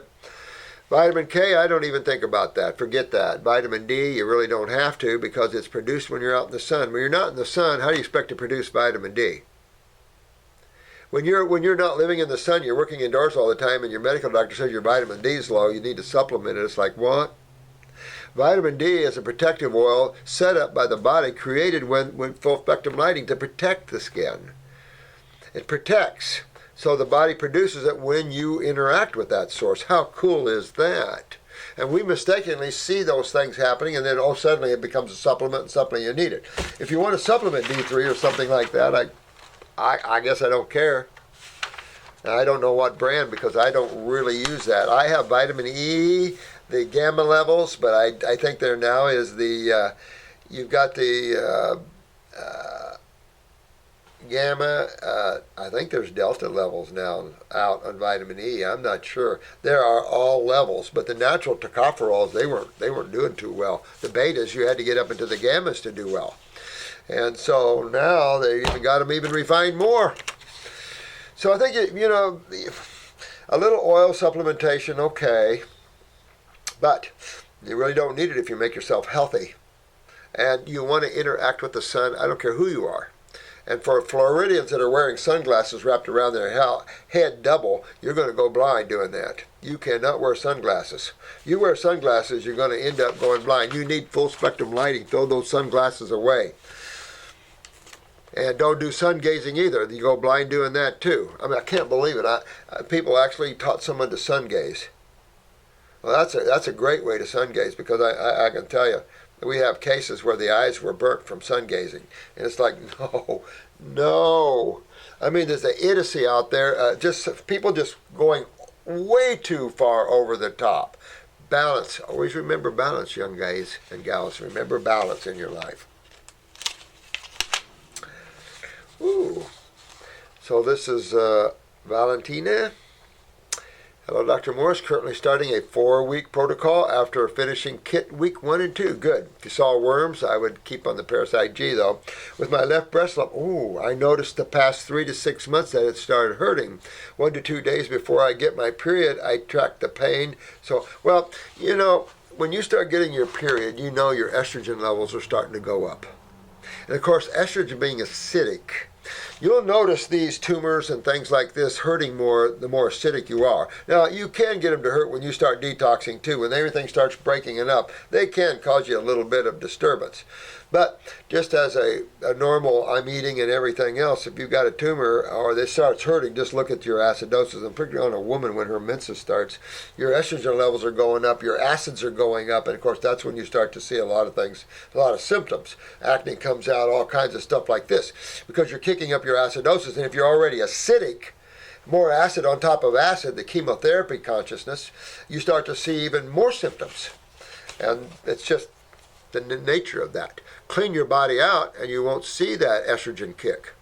You won't even see a point on that. But you want this left breast lump out of there. So if a left breast lump, it means your left kidney and adrenal glands are the ones that you need to work on. Well, how can you work on just on the left side? You can't. So working on both of them is good anyway, but you've got to go after your kidney and adrenals and lymphatic system, my dear one. And I very much say work on that GI tract. Work on the gut, right? So those are the things you want to really work on. And if I have a breast lump, I'm going to go on fruits, berries, and melons. Nothing else, thank you very much, until this thing's gone. And I might put myself on a grape fast.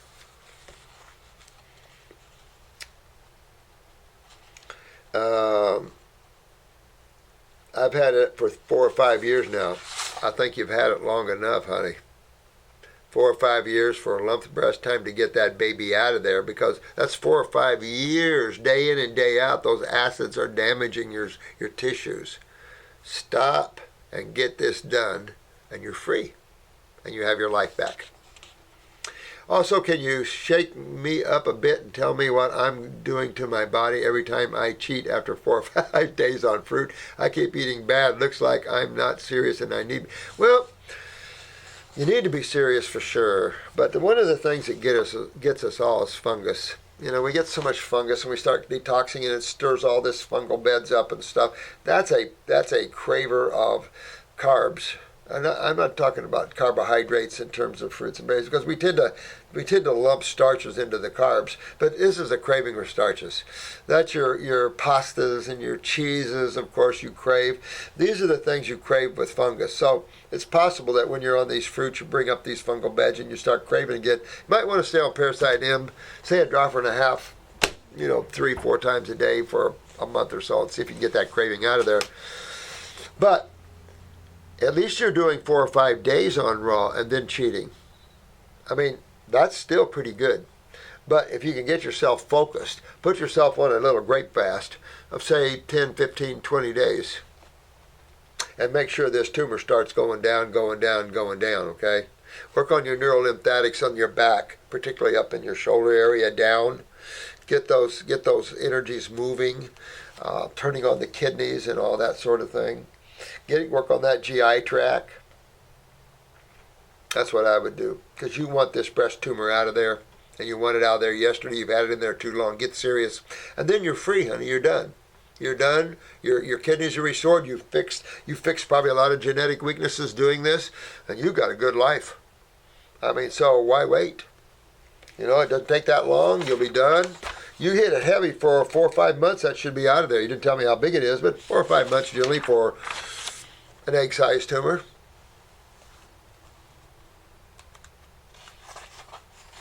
If not, and it's stubborn and doesn't want to go away, and you start to get hard, that's when you're going to use the black salve, guys. When you see a breast tumor and it's starting to get dark and hard, that's not a good sign. And that's when you want to seriously think about pulling it. And you still have to work on your kidney and adrenal. You still have to work on your lymph system, because the poor girl will grow another one. So you want to watch these tumors, ladies. And if they get too dark and red and hard, you pull with black salve. Have somebody help you. Call in here or find out on the internet or whatever. But you want to get that out of there, because the harder it gets, the worse it is. Dr. Morris, thank you very much for all you do. Thank you for that. Thank you for the comment. Please never apologize for long videos. No, thanks. Thank you, dude. Well, I know a lot of people don't like the long videos. This, unfortunately, is going to be a real long video, because I'm here all day with this towel guy. And except for a break for lunch, I'm going to be here. Well, he probably looks like he'll be done in a couple of hours. But I really wanted to give you some good video and catch up. I know I've got... next week I can sit here a lot, so I'm really optimistic I can spend more time getting caught up on your Q&As here, and then we can keep up with you pretty good. You give us a tremendous amount of use. Oh, thanks, that no one else does. Well, I'm happy to do that. And you know what? We're here together, and we need to share together. The problem is there's not a lot of good awareness out there. Everybody's doing these bizarre things, like this one here. It says, eating poop pills could make you thin. Washington Post. Seriously? Yeah. And that's the sort of thing that's out there, and there's so many things. Well, that, for a lot of academics, that they push that on us. So they look at that, something like this, a medical doctor says, oh, that's that nature pass. Those are those natural people eating poop again. That's the sad thing about that, is that the blowback to us that are trying to build reputations and build the world view at what the God side of life is. It gets tainted when people go and do bizarre crap like that, because everything, again, gets lumped into our field. Like we're the ones that generated that. And that's just not true. There are a lot of people that feel hopeless, and they'll do anything to try to get well. That's why I hope these videos have a good way home, because you don't have to be bizarre to get well. You just reverse how you created this. If someone doesn't like something, tough, teeny, that's what I say too. That's what I say too. By the way, my friends and I met you at your office 2 weeks before. It was a pleasure for all of us. Ah, thanks. We also like the warm, relaxed atmosphere in there. Ah, thanks. Well, we try. You never know who you hire when you're hiring people. It's tough to hire always elevated, conscious beings. So, you try your best, and we have a pretty good staff. And, we let love guide us, and common sense, and shipping and all that has its ups and downs. When you're shipping out this much stuff, it's its ups and downs. But I think the girls and everything are really nice, and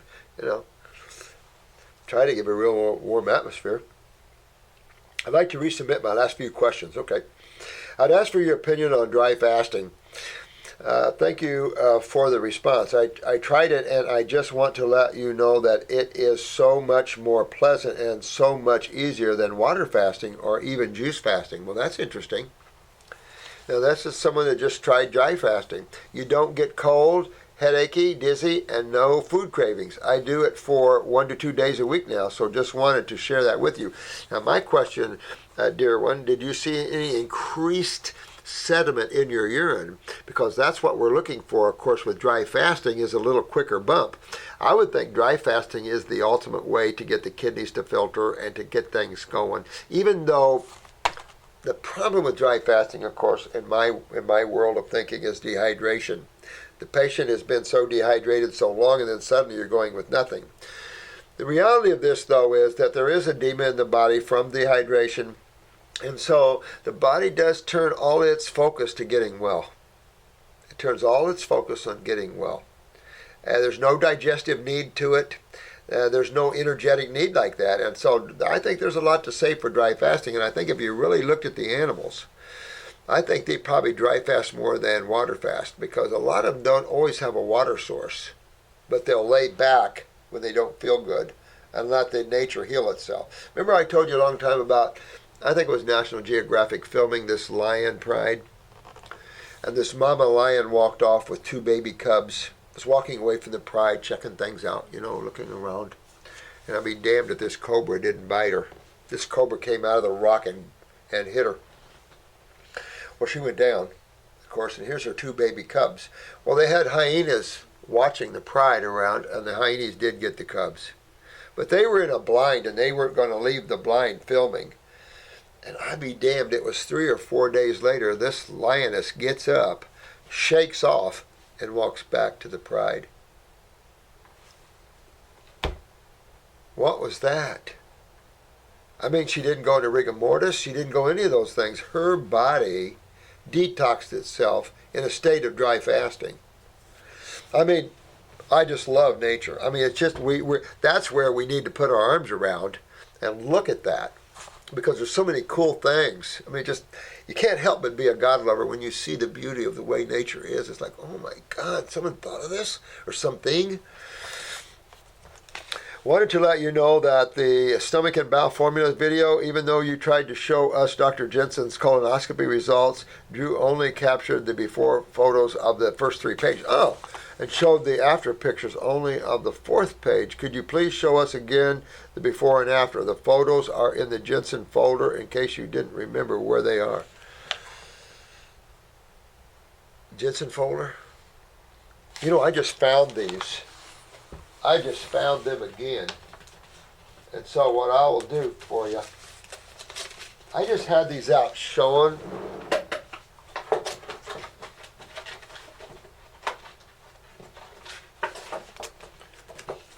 No, these are good. You're a cup full of sediment, though. But I do have Dr. Jensen's colonoscopy here. But I got so much crap. Oh my God! But I do want to. I do want to show you that. Holy moly! I was just showing somebody that. I try to keep everything here together, but maybe it's. Ooh, this is a bad one. Here's a tumor under the arm. I'll find it for you, though, and show you the huge difference that herbs made on Dr. Jensen's GI tract. We have the before and after he started a program with me, and you'll see all the black in the bowels, in the small and large bowels, all the mucoid plaque and stuff in Dr. Jensen's. And then after the herbal program he went on in the raw, we had the before and afters done, and it was really cool. A lot of you have seen it at class, but if I can get that in my head, I remember that. Let me write this down here. Doc Jensen's colonoscopy, and it's endoscopy too. Down and up. Yeah, good stuff. Yeah. It just shows you that stuff that has to come off there, but how nicely the herbs clean your bowel wall. And now you have a nice pinky bowel wall again. Yep. But it was black in some places, wasn't it? Really black. I was amazed. But you know what? Some of us practitioners, sometimes we get into that old thing of not helping ourselves like everybody else. As a carpenter, sometimes I'm, as one to go build something over here to help someone over here, but then you had to do it yourself. I mean, a lot of times you don't always focus on yourself and jobs and stuff like that, of course. After eating mostly fruits and taking your herbs, I just went through another healing crisis. For 2 nights and 2 days. Wow. I had a very strong pain in a tooth Interesting. Interesting. My whole cheek swell a lot. Now that's a healing crisis. And it come out of nowhere. It's like, oh, what's that pain in my tooth? Oh, look, my cheek's swollen. Healing crisis. And that's lymph. Massage your lymph nodes. That's lymph. Lymph. All lymph, not blood. My hook swell a lot, and it kept getting bigger. Oh, it's hard not to panic. It is hard not to panic, isn't it? It is exactly hard not to panic when you see these healing crises. Good point, sweetheart. She said it's hard not to panic when something like that happens, but luckily I had my friends around to support me and remind me that this is just my body healing itself. Good friends. So on the third night, the pain went away. The cheek is still swollen though, and I had night sweats. Look at that. You're starting to break loose. See how you had night sweats? Your body breaking loose, getting that lymph moving. And I had night sweats. The last time I had them was when I was little and having a fever. Look at that.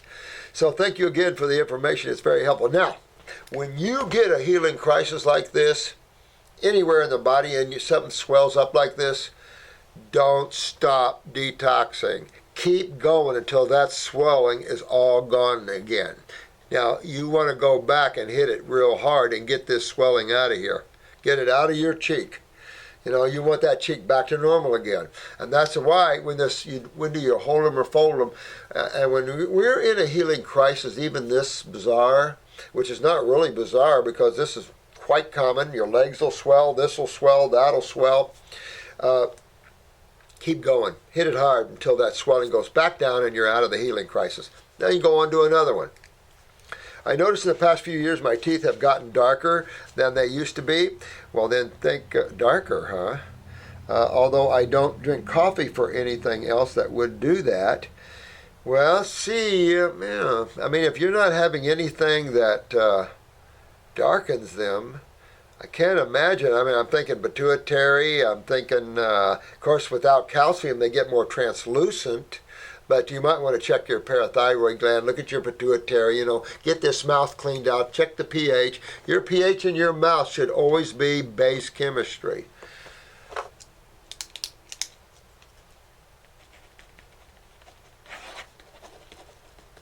Yeah, I was thinking about this last night. I got a case and I was thinking about telling him to put this pinch of bicarbonate in his mouth. You always want to do that. When your mouth's acidic, you always use a pinch of bicarbonate in water. You can use Heal All Tea to draw and pull, and then just let them let this tea suck on the gums and clean your gums. Then use a pinch of you get a little pinch of bicarbonate in there, and then you can wash your mouth out after that with a little bicarbonate of water, a little baking soda in your water. Keep your mouth as alkaline as possible. That's the problem, is acidosis. Remember, urine acidic, mouth alkaline.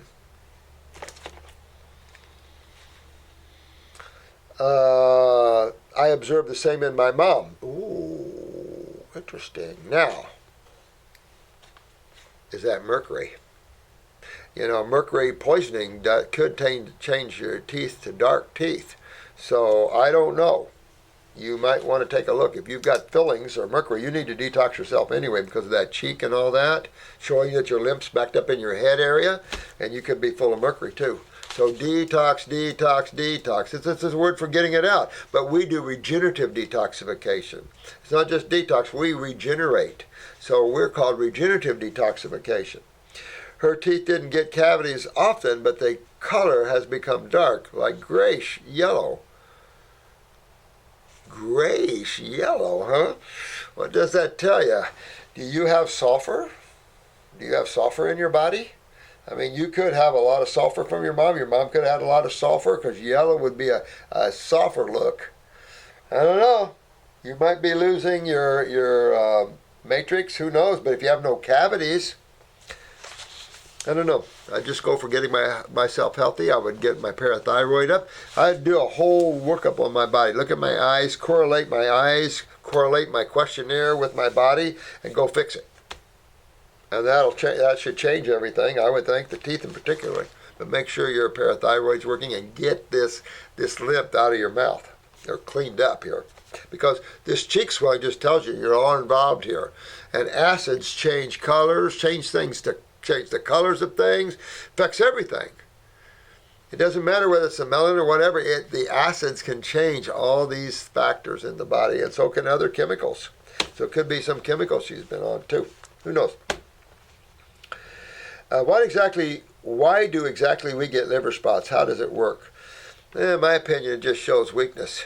When you're talking about the liver spots, and it could be tied to, it could be tied to any factor in the liver, I would think, some chemical imbalance or some, I don't think it would have to do with any bile disturbances. So I don't know, or you see liver spots, you see a little weakness in the liver. And it has to, in some way, then chemically affect the melanin or something. Don't know. And they might not even be liver spots. So, I mean, you know what I'm saying? There's some things that are just still up for grabs of what they are. And it's just like no one has any great answers, and I don't like to put an answer if I don't really know. I mean, I see liver spots, the darker spots. I see the white spots as fungal spots, but it's the same thing with moons. Half moons on your fingernails. Some have them, some don't. Then you get these little bruises, these little white spots are considered bruising. But then are they really? So, I mean, it's just, there's a whole bunch of stuff can't answer. That's for sure, and I can't either, honey. So, do our best. But what do you think about glandular complexes that have not only gland tissue, but other stuff? Like this pituitary complex that has pituitary tissue, magnesium, pantothenic acid, niacin, and zinc. Disagree with, don't do it. Because here's the thing. This brings me back to the naturopathic field, the old naturopathic thinking field of supplementation. And a lot of companies like Standard Process and stuff will put crap in them like that. So here's the thing. Let's take magnesium for an example. I'm going to give you more magnesium. All right? Now, magnesium has a twin sister. What's the twin sister's name of magnesium? Calcium. Right?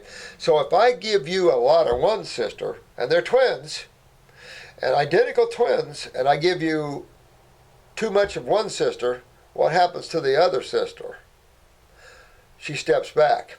So if you give magnesium and too much magnesium, you push your calcium out. But you also push your phosphorus out, which calcium phosphorus is part of bone matrix. Mix an acid with a base, remember?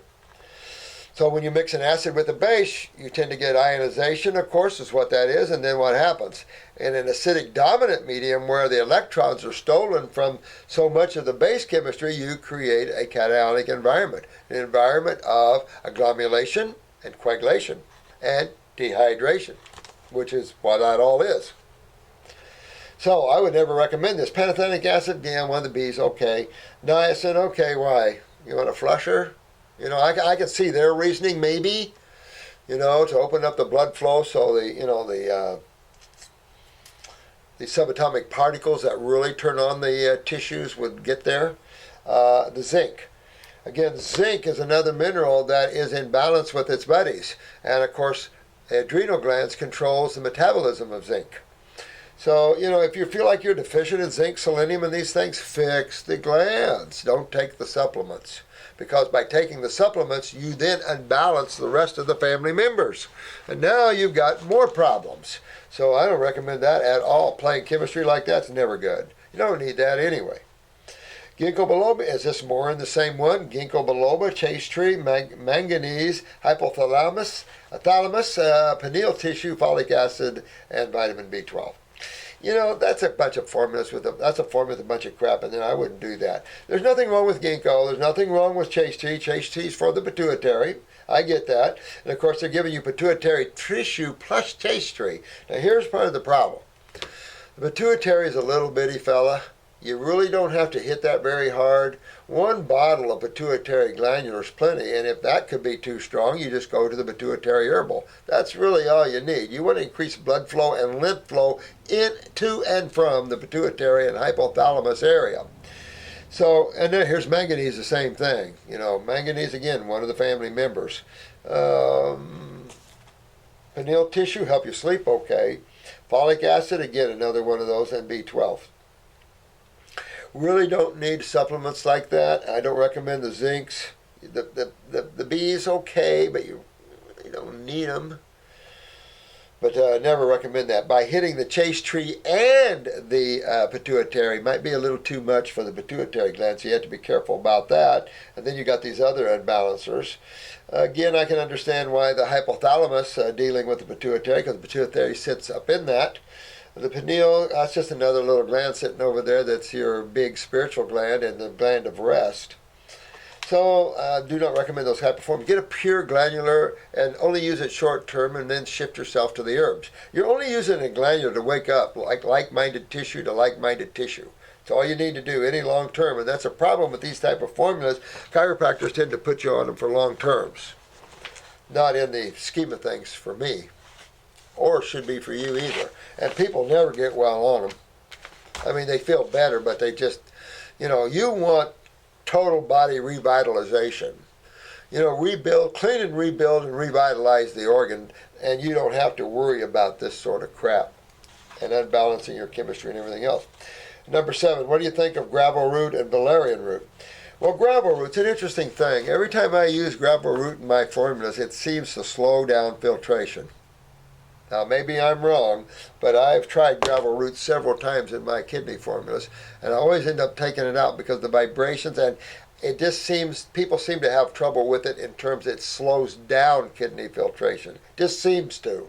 So I'm still looking at gravel roots, old herb for stones and stuff, but to be honest with you, it's rare to have an herb break up a calcification, or a kidney stone, or a thing like that. Gallstone, these are lipid stones. Just hydration can break up lipid gallstones. But a kidney stone's a beast of another color, all these calcifications. So whether gravel root breaks up a calcified stone would be interesting, because I've not seen that. I've tried it in the past for my kidney stones with no avail. So I don't know what to say about that one. Someone else might have a different experience with gravel root. I just leave that one to the side right now. I've tried it for years. Valerian root. Well, it's a great relaxer. It's a great antispasmodic. So I like valerian root. Nasty. Anybody ever drink a cup of valerian root? Pretty nasty. Pretty bitter, but good relaxant, good antispasmodic, things like that. Oh, here you are. Is this you? No.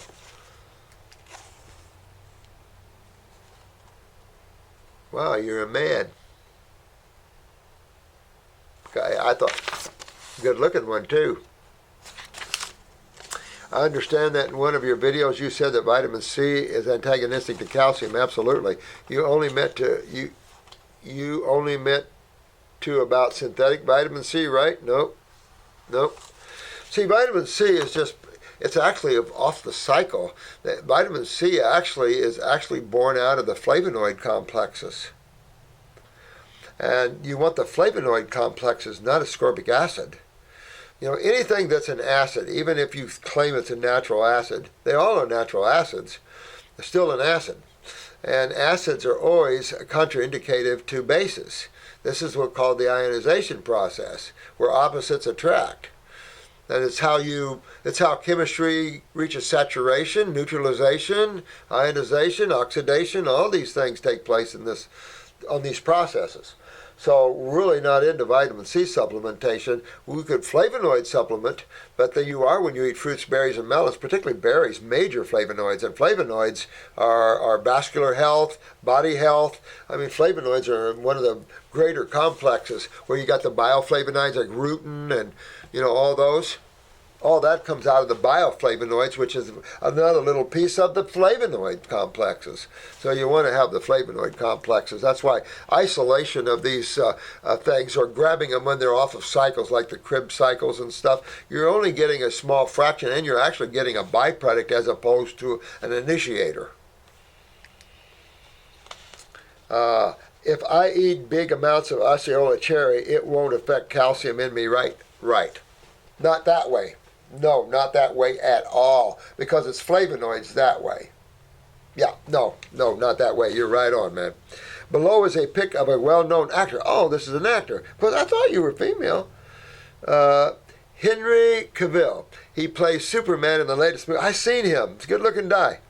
Look at his eyes. Look at that red in his eye. Did you see that red in his upper eye? What the hell is that? Looks like he's got some chronicness in the bowels. Ooh. I was just wondering what exactly those brown spots are in the left eye mean. Well, if you turn him around, if you look the right eye, up in the brain section, all the way down to the tonsil area is red, it looks like. If it's brown, it's chronic lymph, but this is it's more like a drug deposit. Looks like a drug deposit in his brain. Who knows? Definitely looks like a drug deposit. In the other eye, you see more chronicness around the bowel, as much as you can see with these pics. Interesting, these pics, once you realize we can see you through your eyes, it's like, oh. I know, I watch a lot of these models, they film these pictures and you get up close, oh, chronic bowels, oh, you see all these things. But no, yeah, vitamin C and that sort of thing. It's not vitamin C then, it's flavonoids. Below is picking okay. Now, thank you very much, Dr. Morris. You put a lot of pieces of puzzle together. Thank you. I appreciate that, guy. There are some pieces I can't, as you know. But we all can't know it all, and there's just so much there that we're all learning. But we're learning together. And I love that. Sharing is always cool. Always cool, cool, cool. Because then we all work from the same page. People gets their healing, and people are happy. I don't get this I need to be better than others and stuff like that. It's like, what? Where does that come from? Hi, Dr. Morse. I believe in detoxing with all my heart, but I'm afraid that often I'll constantly create new toxins in my body with digestion, gut problems, and the body has no chance to deal with the old. Well, if the whole reason for detoxing is the fact that you have reached a point of stagnation. Mostly in the kidneys and the skin, where you no longer can sweat well, or you sweat too much, but you're not filtering at the kidneys. Most of the problem is at the kidney and adrenal gland levels. You are detoxing your body to, one, get the old crap out so you don't build it up and build it up and build it into a monster. And number two, because the older that stuff is in you, those are the ones that are going to be damaging your butt big time. But it's the fix, so when you create new waste, because your body is constantly, they're not toxins, we call them toxins, but they're metabolitic wastes. They're acids, they're byproducts of metabolism. We can call them toxins because that's how they respond. Acids, you can use the word toxins on acids because that's the blowback. And a blowback with acid, most toxins are acids. And they have a strong blowback on the cell. Acids are not friendly side of chemistry unless you get up into the higher or lower pHs, however you wish to look at that. We look at the pH scale a little differently sometimes. So that's enough to say that you want the old out.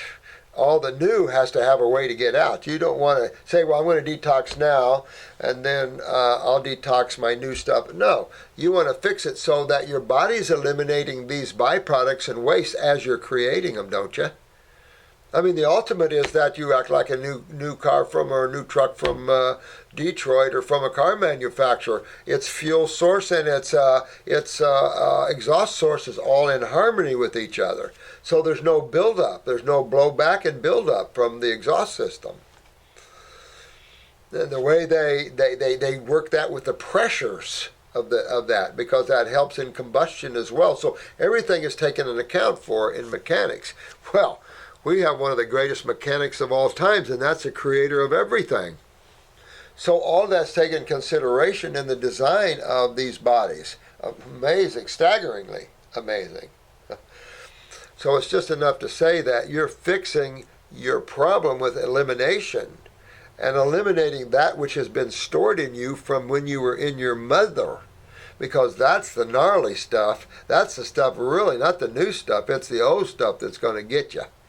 So you're just getting all that out and fixing it so you don't accumulate stuff. You know, the accumulation of waste is not an acceptable practice.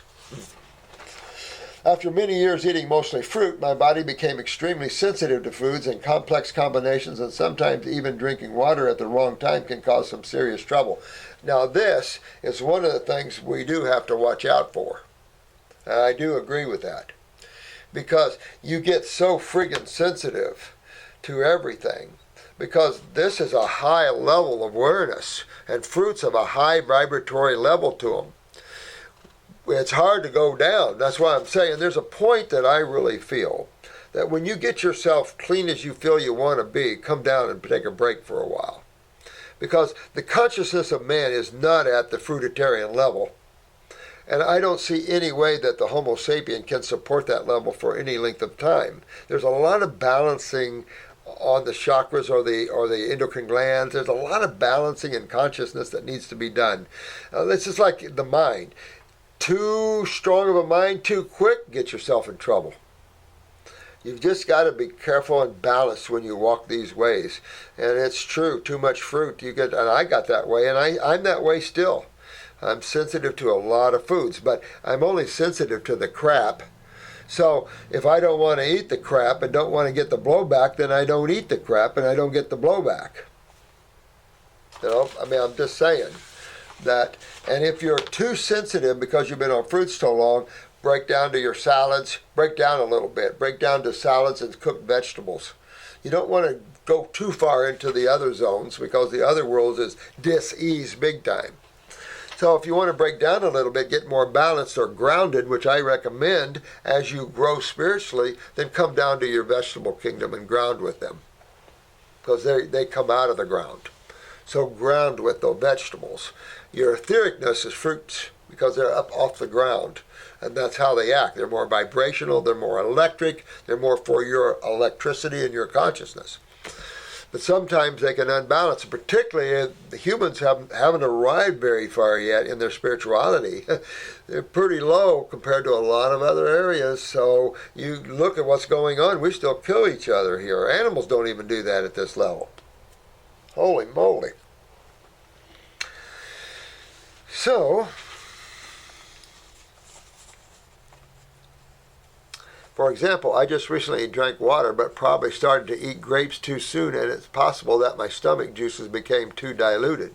After 15 minutes of eating grapes, I started to feel gas and itching.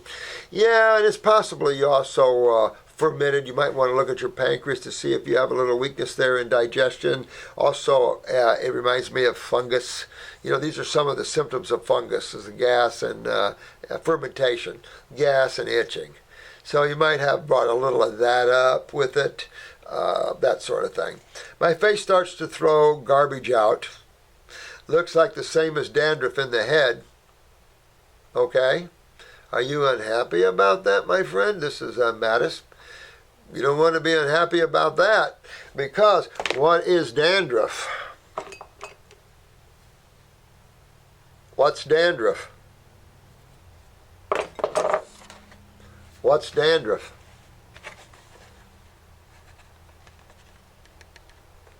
Sewage. Sewage. Those are your acids. Those are your sewage. You don't want dandruff. You don't want any of that stuff. You want this little snowflake stuff in your urine. That's where you want it. You don't want it anywhere else. If you got dandruff on the head, that means you're not draining your lymph system properly out of your head. That leads you right down the road to what? Dementia, Alzheimer's, all the things that we don't want.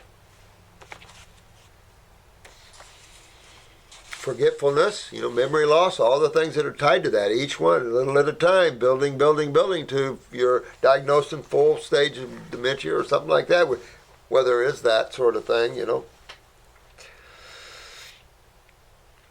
Looks like looks like your grapes are kicking the crap out of you, which is just what you want.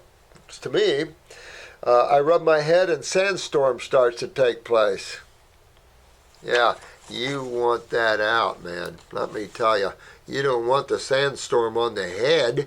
That's what these wastes look like in your urine too. Pee in the jar and get all this stuff. That's your urine dehydrate out there and see what all that same stuff. These are all acids. Same stuff. Can be mucus too. Dried mucus, same stuff. It's just a lymph stagnation of lymph. That's what you don't want to see. With itching, my body feels uncomfortable everywhere. Eczema is common too. See what I'm saying? This isn't the grapes doing it, and this isn't that sort of thing. This is just what's good. Your grape eating and water eating is actually detoxifying you. And this is just what all this is. Eczema, that is showing that you are blocked subcutaneous. That's right under the skin. And that's like a nightmare waiting, like an opening a door and some chainsaw massacre guy comes out. That's just what's waiting behind the door. Except this stuff takes no prisoners. Starts burning your cells, your tissues, and then it's a hell. You're uncomfortable all through your body, eczema on the skin. Your food is helping you get rid of this, man. But this is something you got to kick this up a lot better and get your kidneys filtering, your adrenals up, get your bowels cleaned up. Absolutely. And this can happen in minutes after eating food. Fantastic. You know what that tells you? Close your ears, everybody, Madis. This is, you're full. You're like a cup that's full. And your lymph system must be greatly backed up. I'd look in my eyes. But when your cup is that full and you just have a few grapes and you're seeing your cup overflowing, you need a big detox.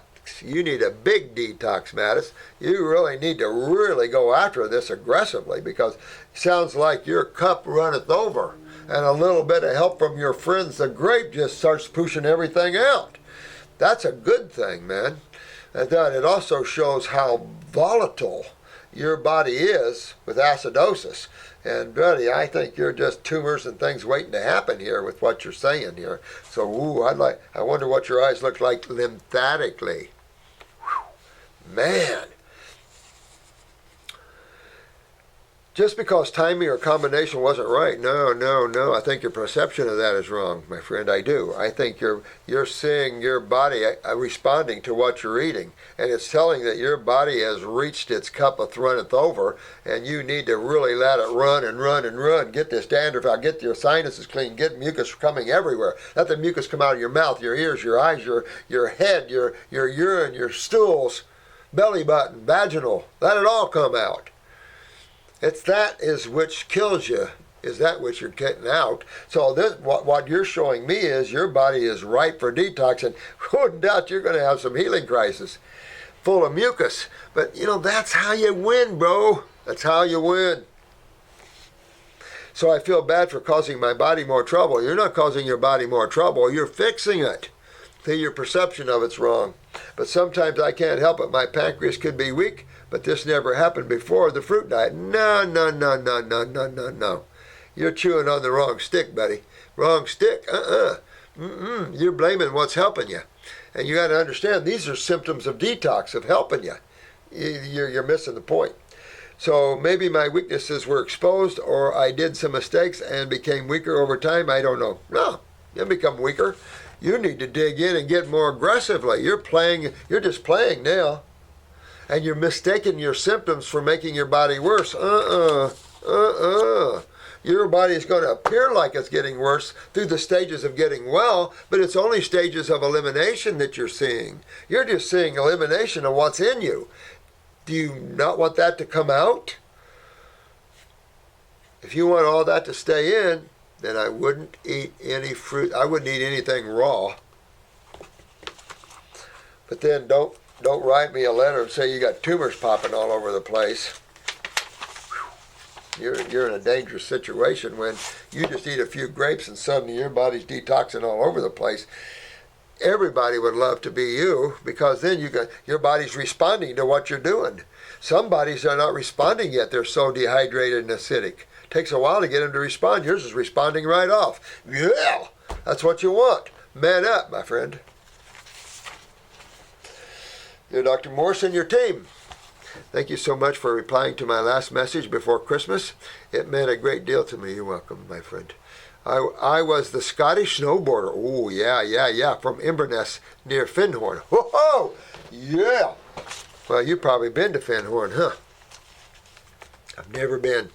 Wanted to go, but I already work with divas and entities, so I already know where. I just wanted to go over there anyway. With terrible post-surgery knee pain, who further developed joint pain across the body, as well as prickly skin, neck pain, etc. You felt it was a case of toxicity and acid buildup within the joints and tissues. Poor filtration, kidneys, liver, maybe. From learning from you and my other research, I was beginning to feel this was the case. Your feedback is greatly appreciated. You're welcome, my friend. Since I last wrote, I have been on a high-fruit diet and really trying hard to detox more than ever. Herbs, saunas, colonic irrigation, lots of walking and hiking, as much as my knee can do. Well, now again, make sure, my friend, you're careful with the exercise. Sometimes it's better to spend some time not exercising the joints and letting your chemistry you're eating fix it and heal it and moving that lymph, because you keep putting that pressure on those joints and building those acids up, it might be slower to get well. I'm just saying. Sometimes it's a time to kick back and not walk on that and let your body chemistry and all the things you're doing to it move your lymph and blood and things. Things were growing great, but around New Year, I developed an irritated stomach. I felt I was probably drinking too many smoothies and fruit juices. You could have been. You could have been. Yeah, take a look at that, because sometimes that is real strong, too much of that. So sometimes less at a meal is better. Less of a juice is better. I would even maybe get away from the juices. They're very concentrated, and just eat the fruit. And just have a small meal more often. It's better for you anyway. It's not good just to have everything in a big meal and then make meals stretched apart. You guys with low blood sugars, you want to have small meals more often. So if you're seeing that, I'd back up. Check the quality of the fruit. Make sure it's as ripe as possible. That's going to be alkaline fruit. The more unripe the fruit is, the more on the acid side it's going to swing. I was careful to eat melon on its own, usually for breakfast, but honeydew really got it bad. Oh, wow. Well, you might want to go on we have a stomach tea that you could use to soothe that down, or get some marshmallow slippery elm and soothe that down. It might be exposing a liver or a pancreatic issue there. I don't know. Have to look at your eyes and see. Make sure your fruit is alkaline as possible, as ripe as possible, and as sweet as possible. That sort of thing. It has started cramping a lot, and I'm not able to eat the fruit like I was. That's okay.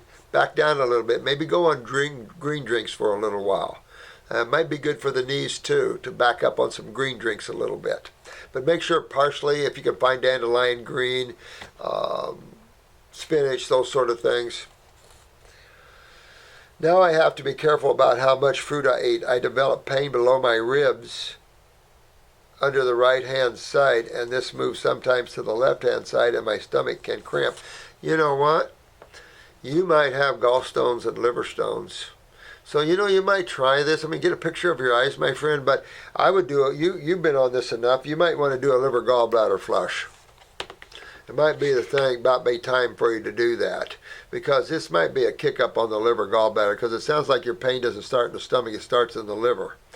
So, or the bile duct. So I would do a liver gallbladder flush.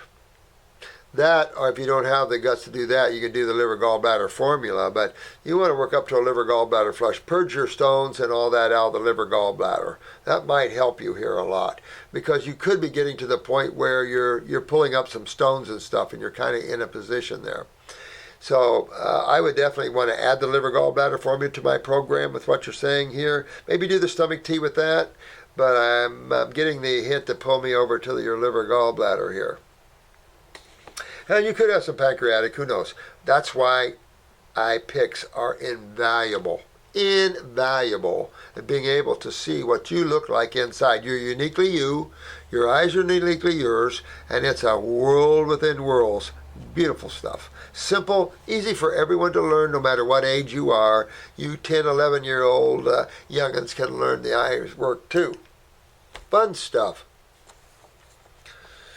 My energy has also completely crashed in recent weeks as well. I am okay when sitting, but as soon as I try to do anything remotely physical, I feel exhausted almost instantly. Arms and legs are heavy, and my movements slow and lethargic. Okay, so what you're kind of doing is kind of exposing some of the truth that lie beneath. Now, it sounds like your adrenals are genetically big-time weak, because what this does is as you're on these fruit diets, it removes the inflammation. And so you start to go back to your genetic past. So you might want to pop yourself up on some adrenal 400s. It might be why you're seeing all that you're seeing. So you might want to be on the adrenal 400s just for about a month and then slip over to the adrenals with licorice. But you want to get these adrenals back up, because you're going to notice all things start to happen. When your adrenals go down, there's your kidneys. They go down. Now your lymph system. Now if your lymph system is already backed up, like this person's is, that when they go on fruits, everything explodes, and you're going to feel that. You're going to feel that, because when your adrenals down and your lymph's backed up, you could feel pain all over, you could feel all kinds of things. So you really want to get focused, my friend, on proper detox. You know, maybe buffer your fruits with your green drinks. Maybe do some applesauce with a little cinnamon in it. Get some marshmallow slippery elm tea, or get our stomach tea and sip. Just sip things. Cut down to your meals to smaller meals more often. Super chew. Chew in your mouth in case you have pancreatic enzyme problems. Super chew in your mouth and let the rest go down. Stay away from proteins right now. No proteins, even nuts. Stay away from them. Work on your kidneys, your bowels, your endocrine glands. Clean up your liver, gallbladder. Do a liver gallbladder flush. I have a feeling my adrenals, nosedive. You hit it right on the head. You guys are getting smart. And that's what is, if anything comes out of this YouTube site, you guys getting up to speed and being smart and how to take care of yourselves, I'm done. Time for me to check out. You guys are so good. I'm just so proud of you guys. Exactly what happens. So what happens when your adrenals crash? Or they might have just crashed. It's just that they're going down to the genetics, and you're used to them being the other way, and now, wow, you're feeling that. Well, when the nerves go, everything starts going down, you feel that. So, and you need that to repair your knees. You need those steroids. You need that kidney filtration. You need the neurotransmitters for energy. So you need those adrenals big time. So when your adrenals are low, hit them with a 400 milligram just pure adrenal glandular from New Zealand. Do that for about a month, and then come off of that, or do one bottle, and then switch over to the adrenal gland herbs, hitchhike licorice with them, because that's how you're going to bring that up quicker. At the same time, go after your kidneys, your lymphatic system. Keep going. You want to repair the knees, so you want to do that. You also might add superfood blend just to get you jacked up there. Major nutrition, a major energy source, so you might want to supplement a rounded teaspoon a couple times a day. That's all you need, nothing great. Do those sort of things.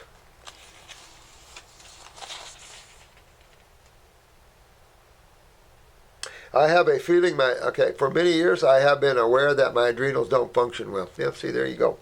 Anxiety can occur in social, see, there you go. And you're just seeing how weak your adrenals are, I think, my friend. And it's just, you just turn this around and go after them, Also realizing that you could have some, emotional experiences in your past that you've never let go yet. So there's always those sort of things that come up. But anxiety occurs, that's adrenals, and I get extreme bursts of adrenaline when put under even small amounts of pressure. Yeah, it sounds like your adrenals are a little sensitive, which always gets me sweating terribly, especially from the face. Yeah, you could also have a kick up to the pituitary. Because remember, when you see, you automatically respond sympathetically or autonomically and central. So you could even be kicking up your endos. All your endos could be kicking up. So it does show sensitivity, and sensitivity, too much sensitivity does come under an acid sky. Can come under a base sky, but only on the extreme side of base. Because a good base side is the balanced side, is the dominant side. Balance in nature is base dominant, because it's not 50-50. You don't never want to be 50% base and 50% acid.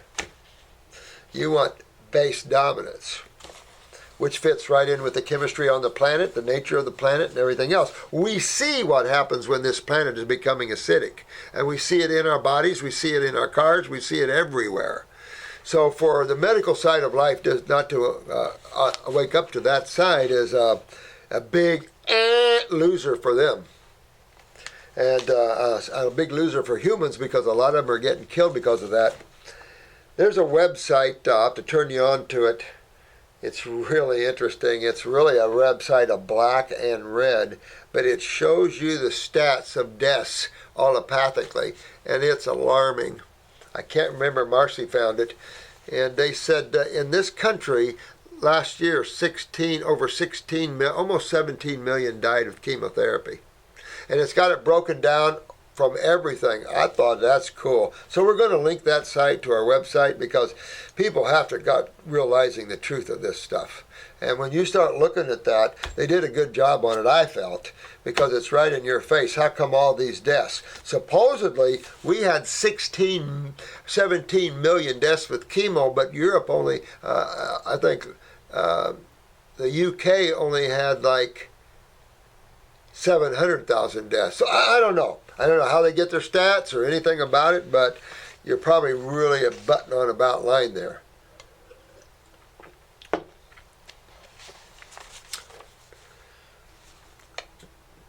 Interesting planet we woke up on, huh? Yeah. It's funny, we think we have to kill people to try to make them better. And even though healing crises take you down there and you can have some gnarly healing crises, they never kill you. Okay, so what else here?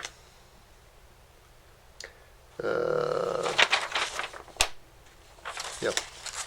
Yeah, I mean, she has a lot of energy until the pressure is over, and then I feel tired again. Yeah, I mean, you could be seeing all kinds of stuff, and a hyper kick of that too. A hyper kick could be coming from the pituitary, hyper kicking the adrenals. These are all that sort of things going on in your body. One hormone tripping another, or one steroid tripping another. The only way you can stop all of this is detoxification, regenerative detoxification, because it's a balanced way to bring the body into balance and make that which is weak healthy, that which is agitated and overactive down into a state of balance, that which is hypo and underactive rebuilt and into an active state again. It's the only way to do it. You can't treat these. You can't take something to bring that hormone into balance or steroid. You can't do it. You can't go there. Nothing can work. You have to fix the body as a unit, as one. You have to fix the body as if it is one organism working all together, even though it's made of different systems. Okay? These systems are all tied together and all work. See the body as systems that all work together to create the end product. And it's just a machine with legs and arms that walks, that talks, that perceives. I mean, look at how it's built. My questions. All right. I've been on fruits and almost nothing else for a couple of months. So, will I be getting enough iron? Oh, absolutely. Are you utilizing iron? See, here's the thing. If you're eating out of nature and you're eating the foods that nature supplies for you, your species, and these foods are the best foods you can procure, they're going to have all the nutrition that you need. The problem comes in with what you just said with your adrenal glands. How do you metabolize iron? Well, you have a steroid, believe it or not, for iron, zinc, selenium, manganese, all these except calcium. And you have a steroid. Well, wait a minute. Your adrenals are crashed. That means your steroids and neurotransmitters are probably down. Well, wait a minute. Then, if you have low iron, do I supplement iron or do I fix my adrenal glands? Because if you supplement iron and you're not utilizing iron, you're throwing iron in the system, and iron by itself as an isolate is not synergistically happy with its brothers. It is now an agitator, an irritant, because it lacks synergistically bond. It lacks the bonds, and so it lacks the steroids to help interact and interface with that isolate. So your thinking would be better to get the body healthy and then how to utilize the food better, because you also have to consider digestion. Remember, you talked about pancreas, and then you also have to figure absorption. Remember the 4 stages that is essential to be well. You must first digest your foods, that's obvious. You second have to absorb that nutrition, that's obvious. And if your lymph system's backed up, it's backed up in the gut wall, so you're not absorbing through thick mucus. And third, you've got to utilize, that's hormones, steroids. And so if your glands are down, particularly your adrenals, you're not going to utilize your minerals or sugars or anything else well.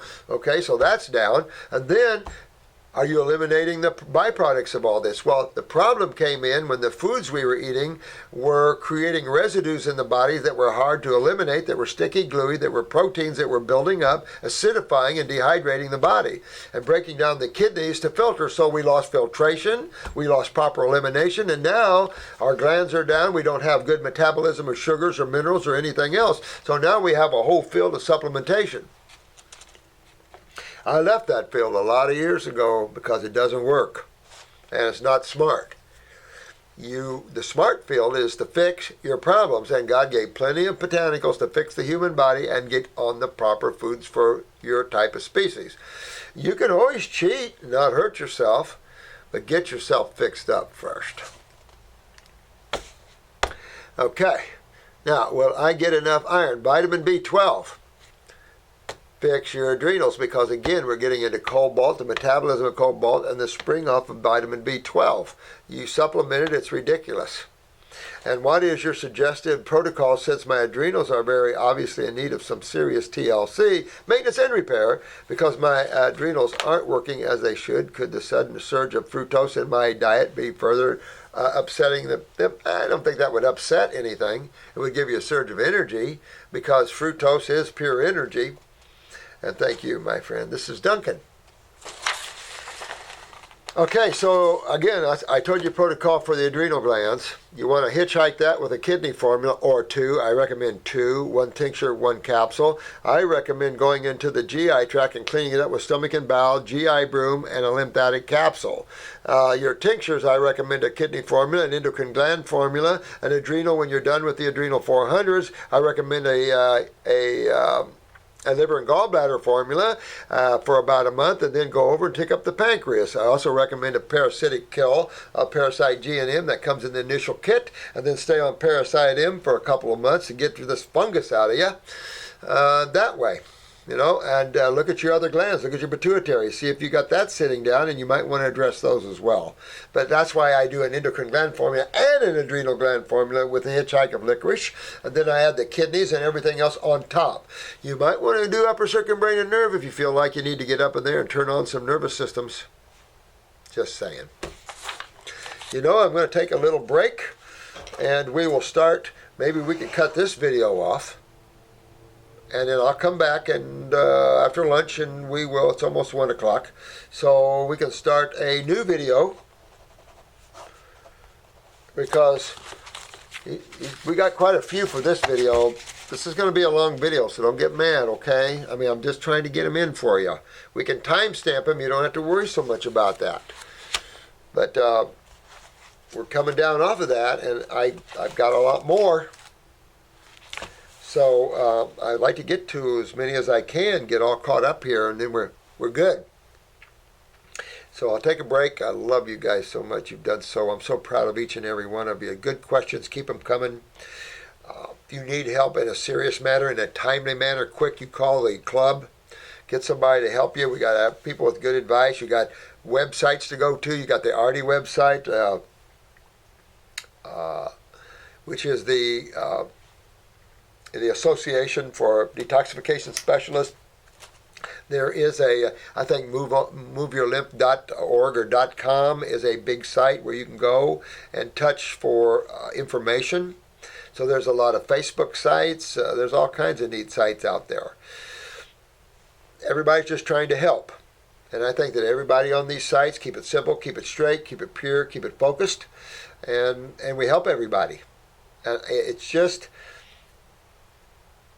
lot of fun, and it's a lot of love, and the humans deserve that now. Suffered enough.